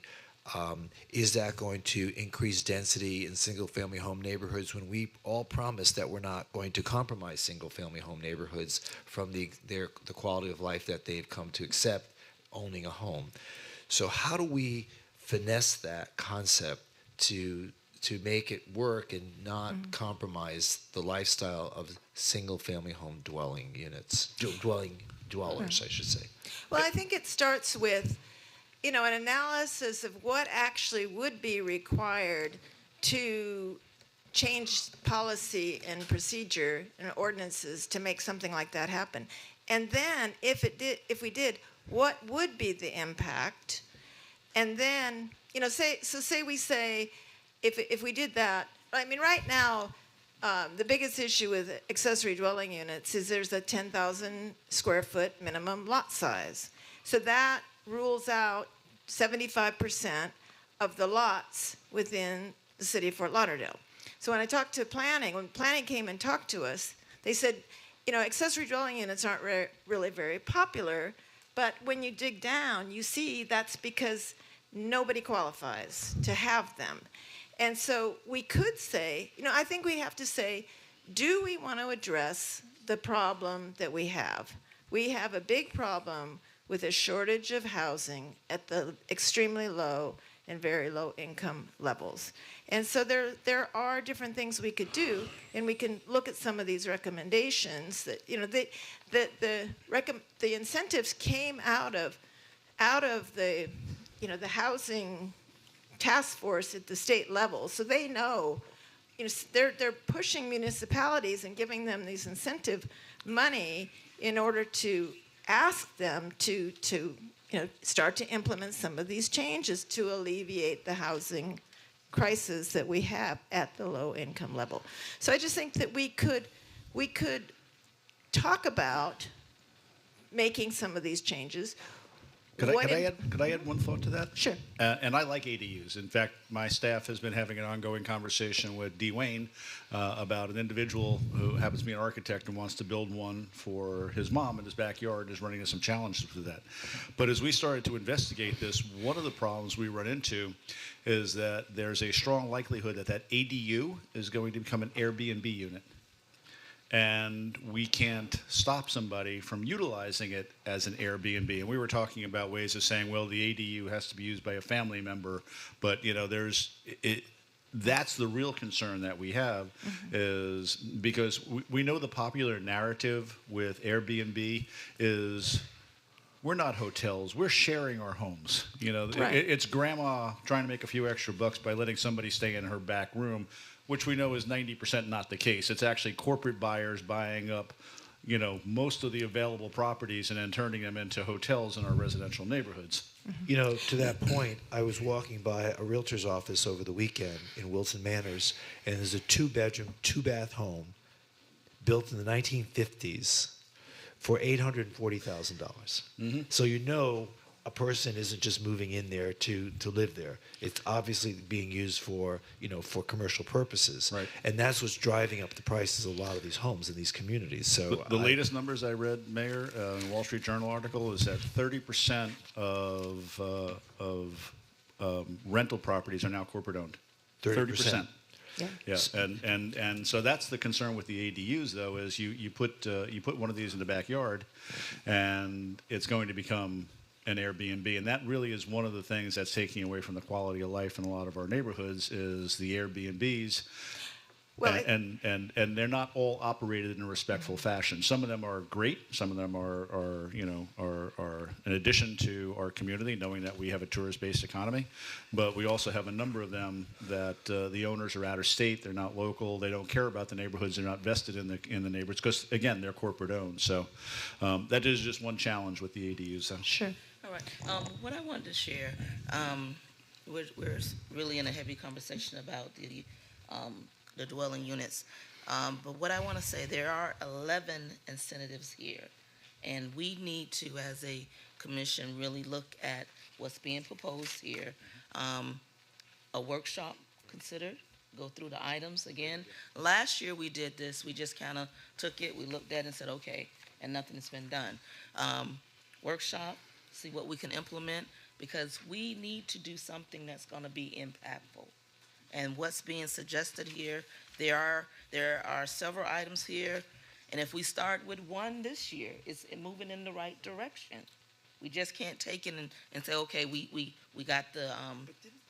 Excuse me, but when I was on the Affordable Housing Board, the board approved incentives. It came to the commission. I thought we approved it as a commission. But no implementation. Right. So, but we're still at the point of proposing incentives. But I thought the commission already did approve certain incentives. Yes. They have to be approved every year. Well, they're approved every year. The incentive plan has to be approved every year. Okay. It's tied to the $1.4 million. Okay, so the incentives that we approved last year, can we just reapprove them? Are they any different? They're Significant? different. Significant? They're different. Oh, they are. We've gone through it, with a fine tooth comb Okay, again. all right. So maybe to your point, we should have like a conference item and be able to talk at greater length about these, and maybe we can do that at the next meeting. City manager? Yep, that's November 7th. Yeah, okay. Will you be available November 7th to come back? Okay, all right. That's a Tuesday? 2 days, it's a Thursday. It's 2 days after the election. Thursday. Yeah. Yeah. I've got some, yeah. Can you, it'll be an afternoon agenda item. Yeah. Okay, great. Didn't move it. All right, so why don't we Kept it the just, same. We moved to the 6th? No, we kept it the same. Okay, thank you. so we'll just defer this until November 7th conference meeting, so we have a more full-throated conversation regarding this, and it'll give us a little bit of time to study this, and we'll be able to make decisions then. Was there a time frame on submitting this report? Just making Yeah, sure. I think it has to be approved. Do you know, By Susan? when? Yeah. It has to be approved. It doesn't mean you have to implement anything. Right. You just have to, and it's not this document, it's the document that was in your packet. Oh, so we can accept these as recommendations from your board, Yeah. but we don't have to implement them. So in Albattle again, Development Services, Resolution accepted. submitting the report is a requirement to receive the SHIP funding. Right. So that this is a trigger annually for that to occur. So we would respectfully ask that it be accepted and transmitted, understanding that. Amend it. Correct. You can amend it. That's exactly. We have what to give the money back? Al, is there a deadline? Not on the No, record. we record. reallocated them within the plan. We amend the plan going forward. Al, is there a right. timeline deadline on this for the submission of the report or the approval of the report? I don't know when we get SHIP allocations, but my guess is that they do this every year this time, so there probably is timeliness in terms of getting the funding each year. So I'm going to say yes, rather than saying, hey, we got an unlimited amount of time, because I know that is not true. All right, so why don't we just accept the recommendation and allow ourselves to be eligible for the SHIP funding, and then we'll take it from there. Mayor, I do have a point of clarification that I need either from Al or from Susan on this before we defer it, or just No, talk we're not going about to it. defer, we're going to vote on it. Oh, we're going to vote on the accepting the Yeah, report? yeah. Well, then if I just might ask this question. Okay. So if you look at the report that was submitted to us, it's Exhibit 2, and there's 13 pages. And if you look at page 2 of 13, underneath committee composition on the bottom half of the page, it says Florida statutes, and then the section, lists the categories from which committee members must be selected. There must be at least 8 committee members with representation from at least 6 of the following categories. But the report only shows 7 members included. Is this an issue at all in us accepting this report or moving forward, or with the state? Because obviously the state statute says you have to have at least 8 committee members. The report shows that we have 7. And no, it's not an issue with this, and I'll let Al explain what had transpired. So, the meeting, that particular meeting in which this occurred, they did have 8 members on the board. One of the members, when they did not show, they were absent for this meeting, which means they self-resigned. They had missed the number of meetings that they are self-resigned according to city policy. According to the HCD administrator, this is not a requirement that for the state to accept it if we have less than the mandatory or the statutory numbers that we have. But the state is going to ask us, what are we doing to fill that vacancy? But they will accept the report, understanding that for next year we will need to have at least process. I'm sorry, which commission district is that person So this would have representing? been Mr. Calvo, if my memory serves me right. Who appointed him? We can find out. We can look it up. All right, okay. Well, whoever is that appointee it was, hopefully they can make another appointment so we can reconstitute the board. excuse me, the committee, so that we don't compromise the request. So then it is okay then for us to move forward with the report, even though it's not meeting the required representation? Yes, we got that confirmation from the agency. Okay. Thank you. Okay, and would just someone to like to clarify, Mr. Mayor, Yeah, go ahead. it would have been Commissioner Sturman, District 4, that appointment. Okay, and so this person moved out of state, so that's why they resigned. Okay, so Warren, if you can try to appoint somebody sooner than later. Okay, would someone like to introduce R2? Introduce. Okay, R2's been introduced. Please call any further questions. There being none, thank you, Leanne. Please call the roll. A resolution of the City Commission of the City of Fort Lauderdale, Florida, accepting the Affordable Housing Advisory Committee's 2024 Affordable Housing Incentive Strategies Report and authorizing the city manager to submit the AHAC report to the Florida Housing Finance Corporation, delegating authority to the city manager to execute all documents necessary associated therewith and providing for an effective date. Commissioner Beasley Pittman? Yes. Commissioner Sturman? Yes. Commissioner Herbst? Yes. Vice Mayor Glassman? Yes. Mayor Trentalis? Yes, and R2 is approved. R3, a resolution levying the fiscal year 2025 operating millage rate of .6368 and the debt service millage rate of .4065 of the Downtown Development Authority of the City of Fort Lauderdale. Anyone have any questions? Jenny Morahone is here to answer any questions. No one else has signed up to speak. Someone like to introduce the resolution? Introduced. Resolution's been introduced. Please call the roll. A resolution of the City Commission of the City of Fort Lauderdale, Florida, levying an ad valorem tax for fiscal year 2024-2025 on behalf of the Downtown Development Authority of the City of Fort Lauderdale, Florida, pursuant to Chapter 2005-346 Laws of Florida. Commissioner Beasley Pittman? Yes. Commissioner Sturman? Yes. Commissioner Herbst? Yes. Vice Mayor Glassman? Yes. Mayor Trentalis? Yes, and R3 is now approved. I see we lost one of our guests tonight who fell asleep. Not enough action tonight. Not enough action. Okay. You can do better, Commissioner Beasley Pittman. Okay, R4, quasi-judicial resolution. This is an amendment to a site plan level 4 beach development permit, Birch Road LLC, and Cheston MM LLC. That's at 530 North Birch Road. Anyone wishing to speak must be sworn in, and the commission will announce any site visits, communications, or expert opinions received and make them a part of the record. Does anybody have any disclosures? Commissioner Herbst. Where's Mr. Lockery? We didn't talk about this. Met with Mr. Lockery on this. You did, okay. Commissioner Beasley Pittman? I spoke with the developer conversation. Okay. I don't recall having any meetings on this, so Vice Mayor? I spoke with Deb Motwani on October 8th, 2024, and I spoke with Robert Lockery today, October 15th, 2024. At a site visit. Commissioner Sturman? Robert Lockery. Okay. I guess I was left out. Well, it was your birthday. You were busy. I was busy. Okay. No one has signed up to speak other than to respond to questions. So would someone like to move to close public hearing? So moved. Second. Been moved and seconded. Please call the roll. Commissioner Beasley Pittman? Yes. Commissioner Sturman? Yes. Commissioner Herbst? Yes. Vice Mayor Glassman? Yes. Mayor Trentalis? Yes, and public hearing is now closed on R4. Would someone like to introduce the resolution? Introduced. It's been introduced. And that's for approval? Yes. Thank you. Please call the roll. A resolution of the City Commission of the City of Fort Lauderdale, Florida, approving amendments to the site plan associated with the approved beach development permit for the multifamily residential project located at 530 North Birch Road, Fort Lauderdale, Florida, having a land use designation of Central Beach Regional Activity Center in the North Beach Residential Area Zoning District to add 4 additional residential units, amend the floor area ratio from 4.6 to 5.2, and to accommodate revised floor plans throughout the building.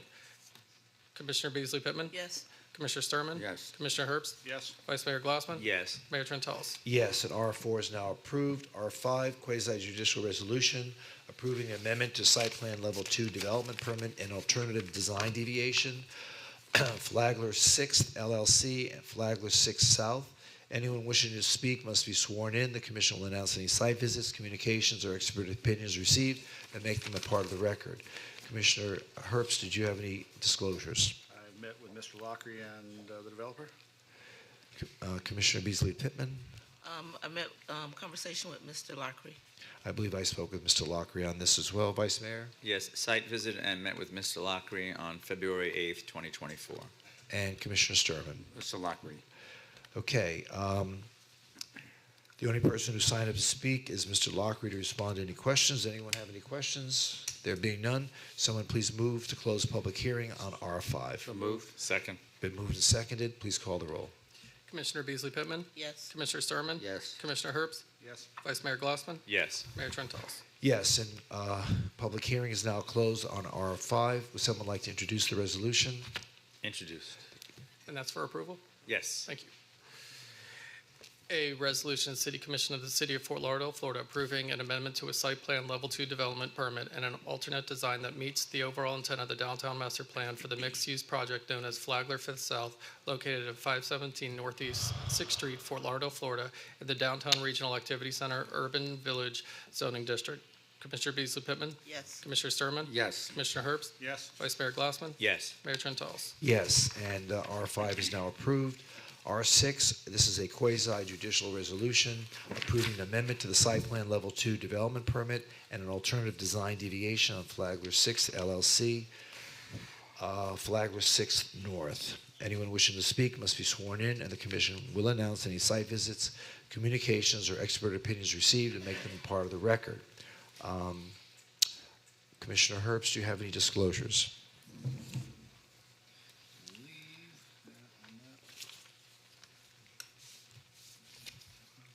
With Mr. Lockery again. Okay. Apparently, anything with Mr. Lockery, I'd probably talk to him. Okay. Commissioner Beasley Pittman? Yes, conversation with Mr. Lockery. I have a date for this one, February 5th, 2024. Wow. I also met with Mr. Lockery on this. Is eating at the delicatessen across the street, is that considered a site visit? Yes. Vice Mayor? Yes. Site visit, but not from the delicatessen, and I met with Robert Lockery on February 8th, 2024. Okay. And Commissioner Sturman? Mr. Lockery. Okay. All right. Only Mr. Lockery has signed up to speak, only to respond to questions. Does anyone have any questions? There being none, someone please move to close public hearing. So moved. So moved. Second. Been moved and seconded. Please call the roll. Commissioner Beasley Pittman? Yes. Commissioner Sturman? Yes. Commissioner Herbst? Yes. Vice Mayor Glassman? Yes. Mayor Trentalles? Yes, a public hearing on R6 is now closed. Would someone like to introduce the resolution? Introduced. For approval? Yes, sir. Thank you. A resolution of the City Commission of the City of Fort Lauderdale, Florida, approving an amendment to a site plan level 2 development permit and an alternate design that meets the overall intent of the downtown master plan for the mixed-use project known as Flagler Fifth North, located at 689 North Federal Highway, Fort Lauderdale, Florida, in the Downtown Regional Activity Center Urban Village Zoning District. Commissioner Beasley Pittman? Yes. Commissioner Sturman? Yes. Commissioner Herbst? Yes. Vice Mayor Glassman? Yes. Mayor Trentalles? Yes, and public hearing is now closed. Someone like to introduce the resolution? Introduced. I'm sorry, which one are we on? Or- Didn't we just do ours? Did we already do that? We just did Yeah, that. we just did ours. I'm sorry, I thought that was to close public No, hearing. no, we voted on that. Oh, We I'm voted on sorry. resolution. Okay, I was reading something else. Very good. This is not Groundhog Day. Okay, sorry. Got distracted there for a moment. Okay. So R6 is now approved. Yes. R7, this is the city auditor annual performance review. Do you have any comments you'd like to make, Mr. Riley? No, other than I enjoy working here. I'm looking forward to next year's challenges and look forward to meet new experiences working here. Okay, does anyone have any comments or questions? I just have to say that we very much appreciate your having served as our auditor. You've done a yeoman's task, and we appreciate all the responsibilities we place on you. And I fully appreciate what you do for us. And I would recommend. Is it a 3% salary increase that we're looking to do tonight? Is that the recommendation? That is the standard for our employees. Right. So I can't make the motion, so if someone would like to introduce a resolution allowing Patrick Riley's base salary to be increased by 3% effective October 15th. Introduced. It's been introduced. There are no one signed up to speak. So please call the roll. A resolution of the City Commission of the City of Fort Lauderdale, Florida, providing for a 3% salary increase for City Auditor Patrick Riley, effective October 15, 2024. Commissioner Beasley Pittman? Yes. Commissioner Sturman? Yes. Commissioner Herbst? Yes. Vice Mayor Glassman? I too want to say thank you to you and your staff as well. Thank you very much for the service. Thank you. Yes. Mayor Trentalles? Yes. Thank you. Spend it wisely. Thank you. Pat, just to let you know, there's a old tradition that whoever gets his raise buys drinks for the other charter officers. Yeah, exactly. So, Okay. just let you know. So it used to be McGuire's, and so just letting you. I don't know what you've worked out with your colleagues, but I'm pretty sure that remember, beers are on you. Or you can have a black and white cookie at the deli, where McGuire's once held reign. Deli on your mind. Okay, PH1, public hearing, quasi-judicial ordinance rezoning from residential multifamily mid-rise, medium-high density district to the Northwest Regional Activity Center mixed-use district. Was this deferred? I think this was deferred. I don't know if it's being deferred. It says the applicant requests to be deferred, but it's to be deferred when we get to that item. So what did you mean by that? So because it was advertised, I believe we just need to defer to a date certain on the record. Okay, so it's not up for discussion, it's just going to be deferred. Okay. Correct. So, so they want to be deferred to the first meeting in November, which is November 7th? Yep. Okay. Right. We need to vote? Okay. Someone like to move to defer PH1 to November 7th? Been moved and seconded.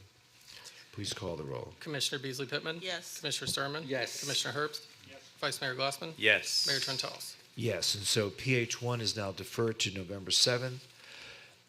OSR 1, this is second reading of an ordinance amending the City of Fort Lauderdale Unified Land Development Regulations, landscape and tree preservation requirements. One person to sign up to speak, Mr. Coleman. Mr. Coleman, there you are.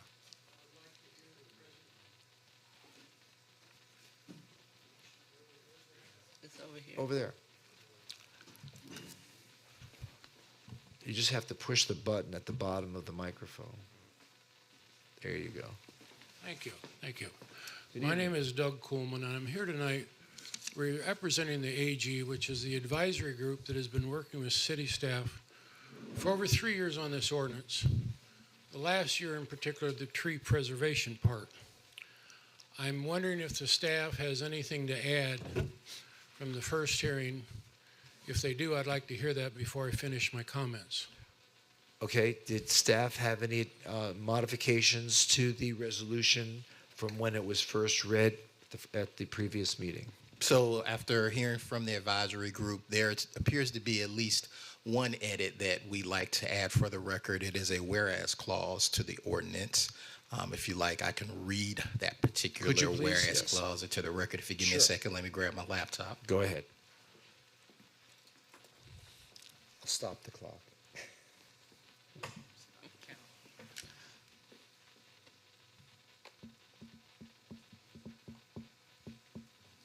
Whereas the city's intent to protect our old growth canopy with encouraging property owners to design around canopy trees or relocate the trees on site, removal of a specimen tree or desirable tree should be a last resort. So we'd fit that into the ordinance as drafted wherever that whereas clause can fit.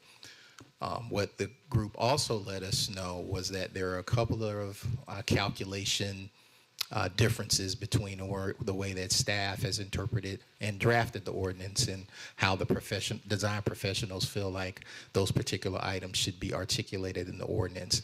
After discussing that with our landscape and urban planning professionals, we do feel like those particular items are more policy related and don't necessarily meet the threshold of a particular amendment to the document as drafted right now.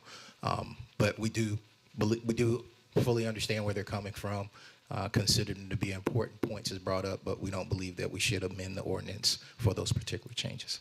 Okay. Okay, thank you. Okay, Mr. Coleman. Thank you, Mr. Battle. It's correct that there's a whereas we requested. I would like to give you a little timeline as to why I'm here tonight. First of all, we were at the P&Z meeting on the 21st of August, where the document before you was sent on to you. We responded on the 30th of that month that there was the missing whereas, there's some calculations that are wrong, and they were going to look at it, but we didn't hear anything. We actually got the draft document from that the attorney was done with on the 27th of September. The 27th of September was just 2 weeks ago. We didn't realize at the time that the document that we got on the 30th of August, that we pointed this out, and on the 27th of September, when the first reading was going to be. We weren't even told that it was the first. It was notice on Friday, it's coming up on Tuesday. We then didn't even know that. I find out today that we're at the second reading, and we haven't even had time to review the document that the attorney finished with on the 27th of September. I'm here tonight simply to ask you to defer this for 2 weeks. Let us look at that document. I'm sure there's more than just what was mentioned. There's some very serious miscalculations in it. We spent 3 years on this, landscape architects, developers, and arborists to try to get this right. And for us to be shut out of it at the last moment and given no warning, not even a notice when the first and second readings were going to be. Let me ask you something. You've been working on this for 3 years. Pardon? And you've been working on this for 3 years, and you're saying you're not familiar with what the content of this resolution is? No, we're familiar with it. But what I'm saying is, when we finished with the P&Z meeting on the 21st of August, the document was not finished, reviewed by the attorney yet. The attorney gave us the finished document to review on the 27th of September. I wasn't even in town. Not only did he not send it to the advisory group, he sent it to me to be forwarded to. We don't know. We haven't even looked at it because we didn't even know the first reading was coming because no one told us. They've told us all along. Well, it's been 3 weeks now since the 27th, so almost 3 weeks. So how many days do you think you need to look at a document? I mean, it's the 15th of October. Let me tell you what now. we did for the P&Z hearing. Tell us. They asked us to come back. We identified within less than 3 days 17 items that needed to look at. We resolved those by the middle of July because they asked us they wanted a progress. We resolved 16 of the 17 by the middle. So I'm just asking you to defer this for 2 weeks, not vote on it tonight. Give us a couple days to look at it. We'll identify everything and make a list that needs to be changed. There could be nothing more than what he's identified, which should have been fixed. They had plenty of time to fix it. They knew about it on the 30th of August. Oh, we forgot about it. We spent, I'm just saying, we didn't know about this meeting, the first reading or the second, till today. No one sent us anything that had any communication with us on the 30th of August or the 27th that we're going to come in front of you apparently 2 weeks ago. Okay.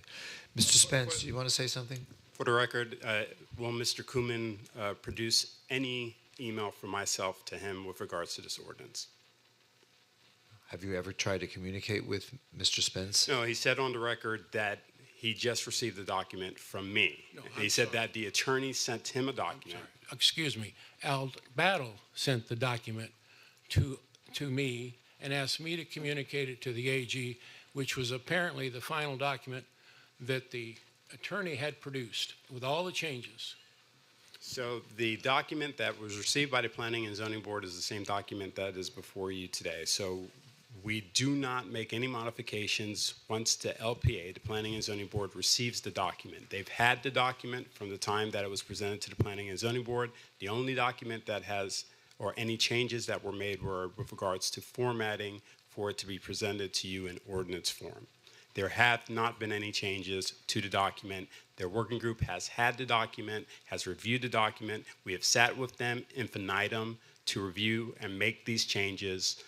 And the public notice with regards to the first reading and second reading is available for all members of the public. I can't speak for staff with regards to what their communication has been with them, with the working group, but I have limited my communication to be directly with staff. So I just want to make sure that the record is clear on that. I've spent these 3 years working with the working group. We have been here before, Mayor. If you recall, we've come to presented the ordinance as first reading, second reading. The same exact complaints have been made by the working group that we didn't work with them, that they didn't know what was there. Identical arguments, and I'm baffled. I'm just baffled by it. Mr. Battle, wait, Mr. Coleman, let me ask Mr. Battle to respond also. What was the question? Is, was the working group brought into the conversation at the time that it was presented to the Planning and Zoning Board? Was the working group given the information that they needed in order to be able to continue to participate in the discussion of what was included in tonight's resolution? I believe that they were. There weren't any changes after the Planning and Zoning Board meeting. So I want to clarify for the record, too, that I don't recall having a specific conversation with Mr. Kuhlman and the group about October 1st or November 1st or whatever the case may be. So I can't speak to that on the record. I don't recall an email other than communicating that this is the draft ordinance and we plan to move. This is the draft ordinance as prepared. And as Deputy Attorney Spence said, that document is the same as the one from the Planning and Zoning Board meeting. And if you may remember, Mayor and members of the commission, when we met on the 1st, the communication from the Planning and Zoning Board to us was to move this item forward as quickly as possible. And we were attempting to meet that particular request. Well, you had it for 3 years, so I can't say that it has rushed through. Correct.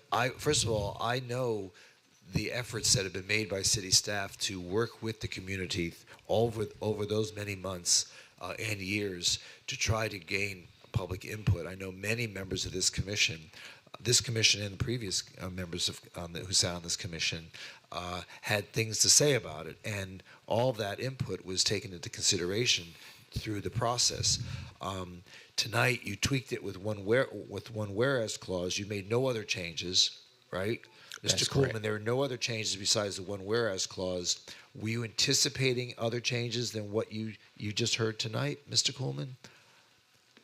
First of all, I don't know, but number one, the document that we looked at the review of the P&Z Board, we had other recommendations in there as far as including incentives and stuff like this. They did not want to include that, number one. Number two. Okay, so they weren't included. So now but you said 16 out of the 17 were resolved. We resolved 16 out of the 17 items, and the last item that we discussed at the P&Z Board were the issue over incentives, okay? Okay. To try to preserve large trees. Right. We were also told that we would be given a document after the P&Z Board, after the attorney looked at it, so we could review it. That meant that we got that document on the 27th of September. I can't tell you whether there were what changes there were or weren't from what we looked at the P&Z Board, but we were definitely under the impression that we were going to receive a document after that meeting with all the changes tied in the bow that we could have a look at.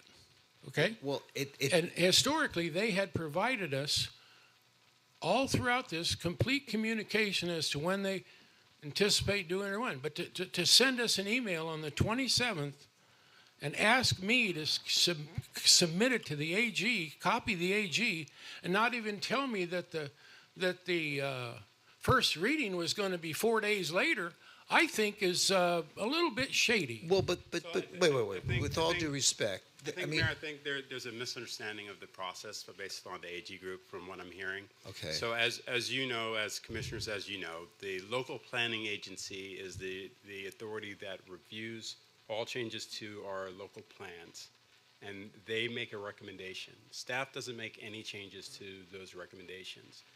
If anyone told you that they're going to tie it up, it's just a issue of formatting the document, but the same document that you reviewed for Planning and Zoning Board is the same document that is before the City Commission.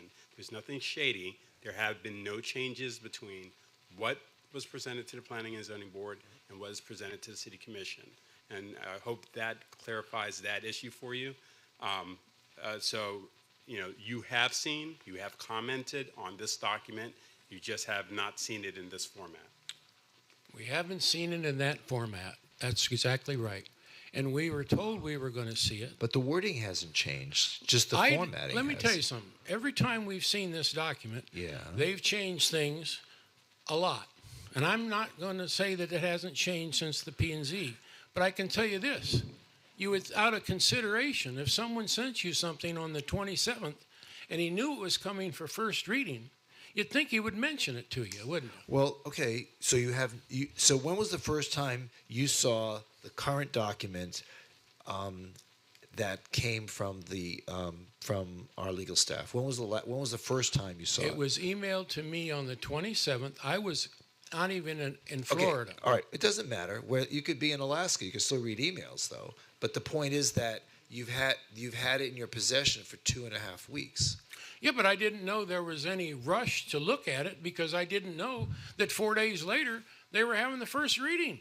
Out of courtesy, you would think that would happen. Okay, so we had the first reading, and now's the second reading. Yeah. So we didn't know when the first one was nor the second one. So- I happened to find out luckily today that the second reading was happening. So you knew nothing about the first reading then? No. So when the first reading occurred and the city commission approved it, you were never notified? No. No one from your group was ever notified? No. We weren't even notified what the schedule was for the second reading. This is absolutely back room. It's not right. Well, it's not back room. It's the process that's followed, and it's not inconsistent with any other process that we follow when we have ordinances and we have first and second reading. So, Chris, do you want to chime in on this? I do. So I kind of feel like I'm having deja vu of deja vu at this point because we've gotten to this point a few times now, and every time we get feedback that we need to do a little bit more. So again, the version of the ordinance before you tonight is the version that the Planning and Zoning Board heard, which is the version that this group of folks had reviewed prior to going to the Planning and Zoning Board. And we had, I think, at least 2 Planning and Zoning Board meetings about.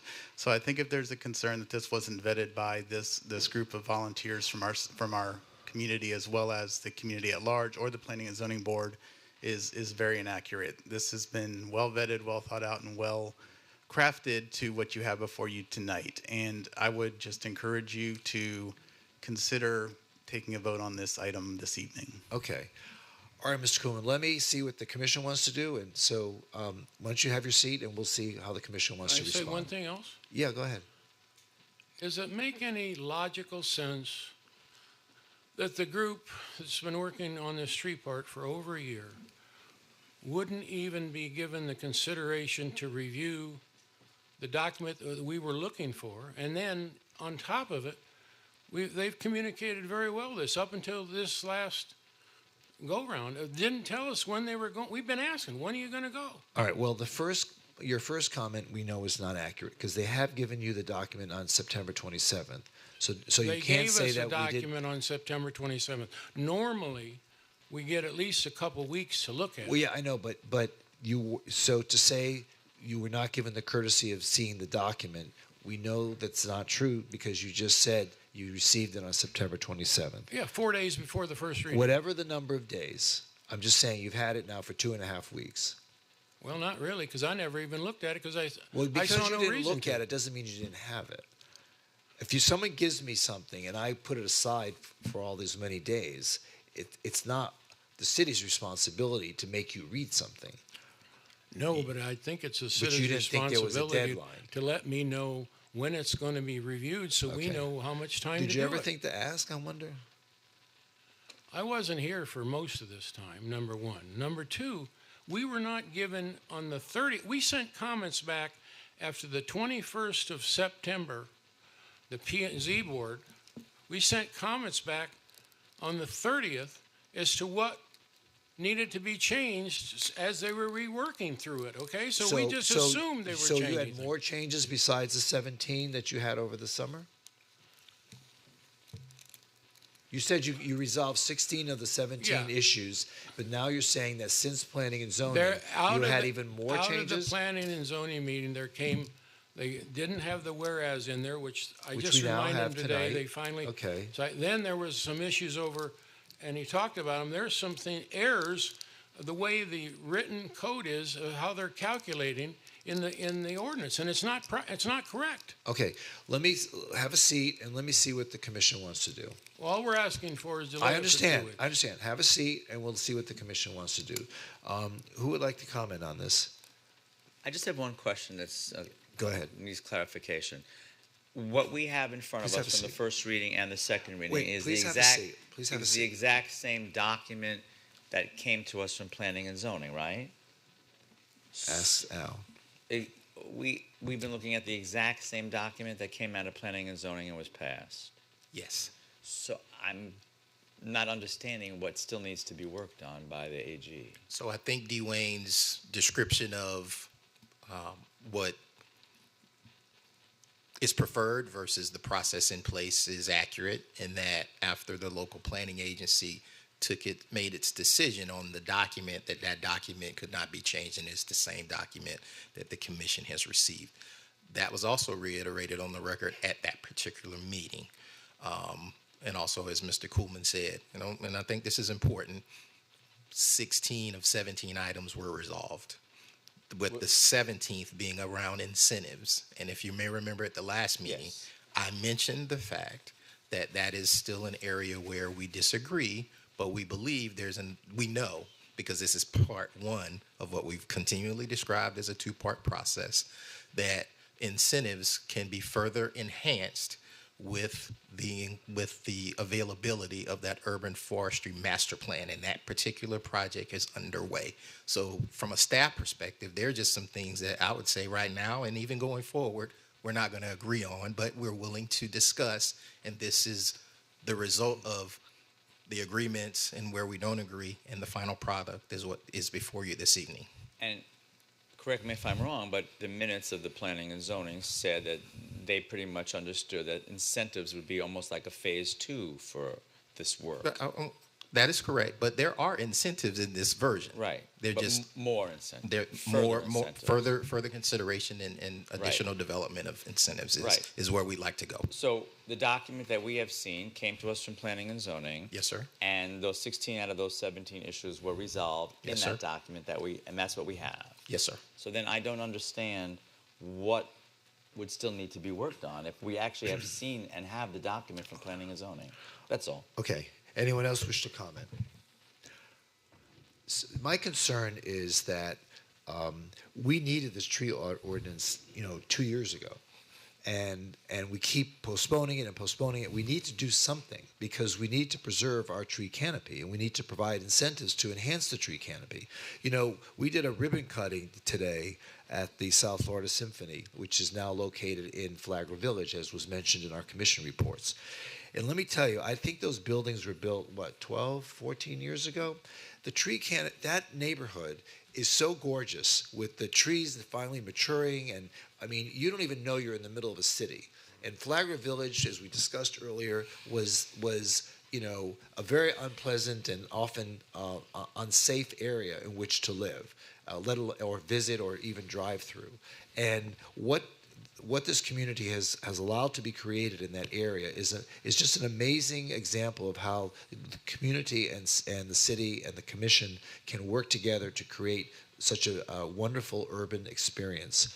And if we keep kicking the can down the road, I mean, it's 3 years, just seems to me, Mr. Coolman, to be just a little too much when it comes to trying to create a tree ordinance. We should get something on the books, and if we need to make changes through the exercise and the fulfillment of this ordinance, then we can always come back and make those changes. But right now, we need to get. I'm so frustrated in thinking that we still don't have a tree ordinance, and it's not effective until we vote it in a second time. So honestly, I would be in favor of moving forward with this. I think it represents the community's intent and a lot of the wishes that the community has asked us to fulfill. And I think that someone needs to introduce the item on second reading. I'd like to introduce that, Mr. Mayor. Yeah, I want someone to introduce the item on second reading, and hopefully we can pass it tonight. So go ahead, Commissioner Stern. I would like to introduce the ordinance. Second, yes. Okay. The ordinance has been introduced. Any further questions or comments? Does that include the whereas clause? Yes. Okay, so as amended. As amended. Introduced as amended. Does this require a closing a public hearing? No. It's not a public hearing. No. It's not a public hearing. No. It's okay. All right. Let's call the roll. Mayor, before that, so Doug, if we had another 2 weeks, would that give you enough time to look at this and come back with final comments? Right.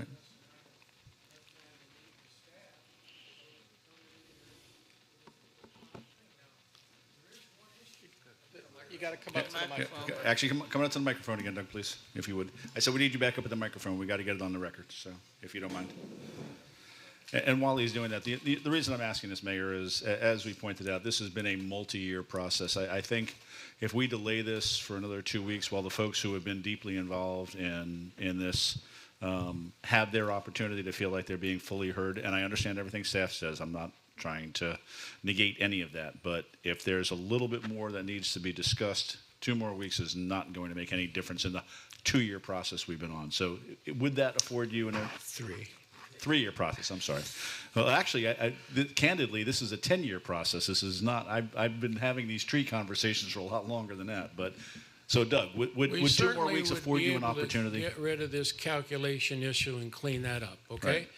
If we find anything, even though everyone says the draft is the same, every draft we get is never the same. They've changed. I don't know what's going to be in there, but I can guarantee you within 3 days we'll know. All right. Then all I would ask then of anything in terms of the final outcome. I'm not necessarily suggesting that staff and the community have to be in perfect agreement on this, but I don't think it would hurt at this point for them to have another couple of weeks to look at this and at least feel like they were being heard. That would just be my suggestion.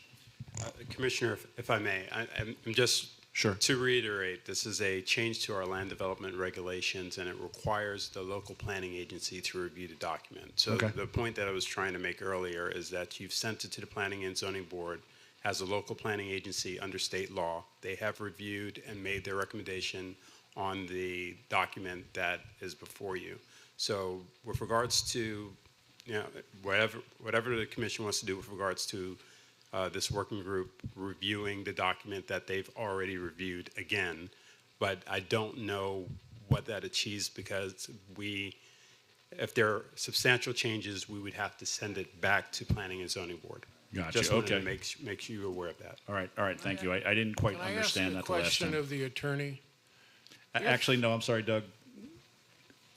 We can't do that. Unfortunately, I appreciate that, but we're not allowed to have an interrogatory back and forth from the stage. My question is, if we find something and we come in 2 weeks and ask you to make a change, are they allowed to make a change? Yes, they are. The city commission can make a change. Yes. If we have something that we can't agree with in staff, some things we will, we can ask you to make that change at that time. But I'll be honest with you, if it's a substantial change, just kicking back to planning and zoning, and this thing could take months more. I think the issue is something we've already presented, which was, we wrote the new incentive section so that we could give it to the P&Z board to approve, okay? Okay. They were concerned that they'd taken up their 2 months and they didn't want to take any more time. So we thought, really honestly, that we could probably go in front of the commission besides asking for the whereas, which... Well, let me ask you this very simple question. You came here tonight knowing that we were going to discuss this, right? And possibly pass it. You came here tonight knowing that, correct? Well, I came here at noon today when I found out at noon today this was the second reading. Okay. I did not intend to come here tonight just because I thought it might be too late. I started sending texts. Have you had a chance before today to read the proposal that's being given to the commission The one tonight? that was sent to me on the 27th of September. Have you ever looked No. at it? You still, all this time, you still have never looked Well, at it. I can't say it. What I did do was How do you know that the things that you think should have been in there aren't in there? because I called Natalia Bronco, who on the 30th advised staff Yeah. where the incorrections were, and I said, Natalia, look at the document they sent us on the 22nd. Did they make those changes? She said no. Okay. So then I sent emails to Al and say, you guys have, not only did you forget the whereas, his comment on the whereas was, I need to come to the first reading and introduce it so that you could put it in there. Well, I didn't come because I didn't know it was. All right. Thank you. Okay. Okay, so the ordinance has been introduced. Is there any further questions or comments? There being none, please call the roll. In ordinance of the City of Fort Lauderdale, Florida, amending Section 47-21 landscaping and tree preservation requirements of the City of Fort Lauderdale, Florida Unified Land Development Regulations, providing for severability, repeal of conflicting ordinance provisions, codification, and correction of scrivener's errors, and for an effective date.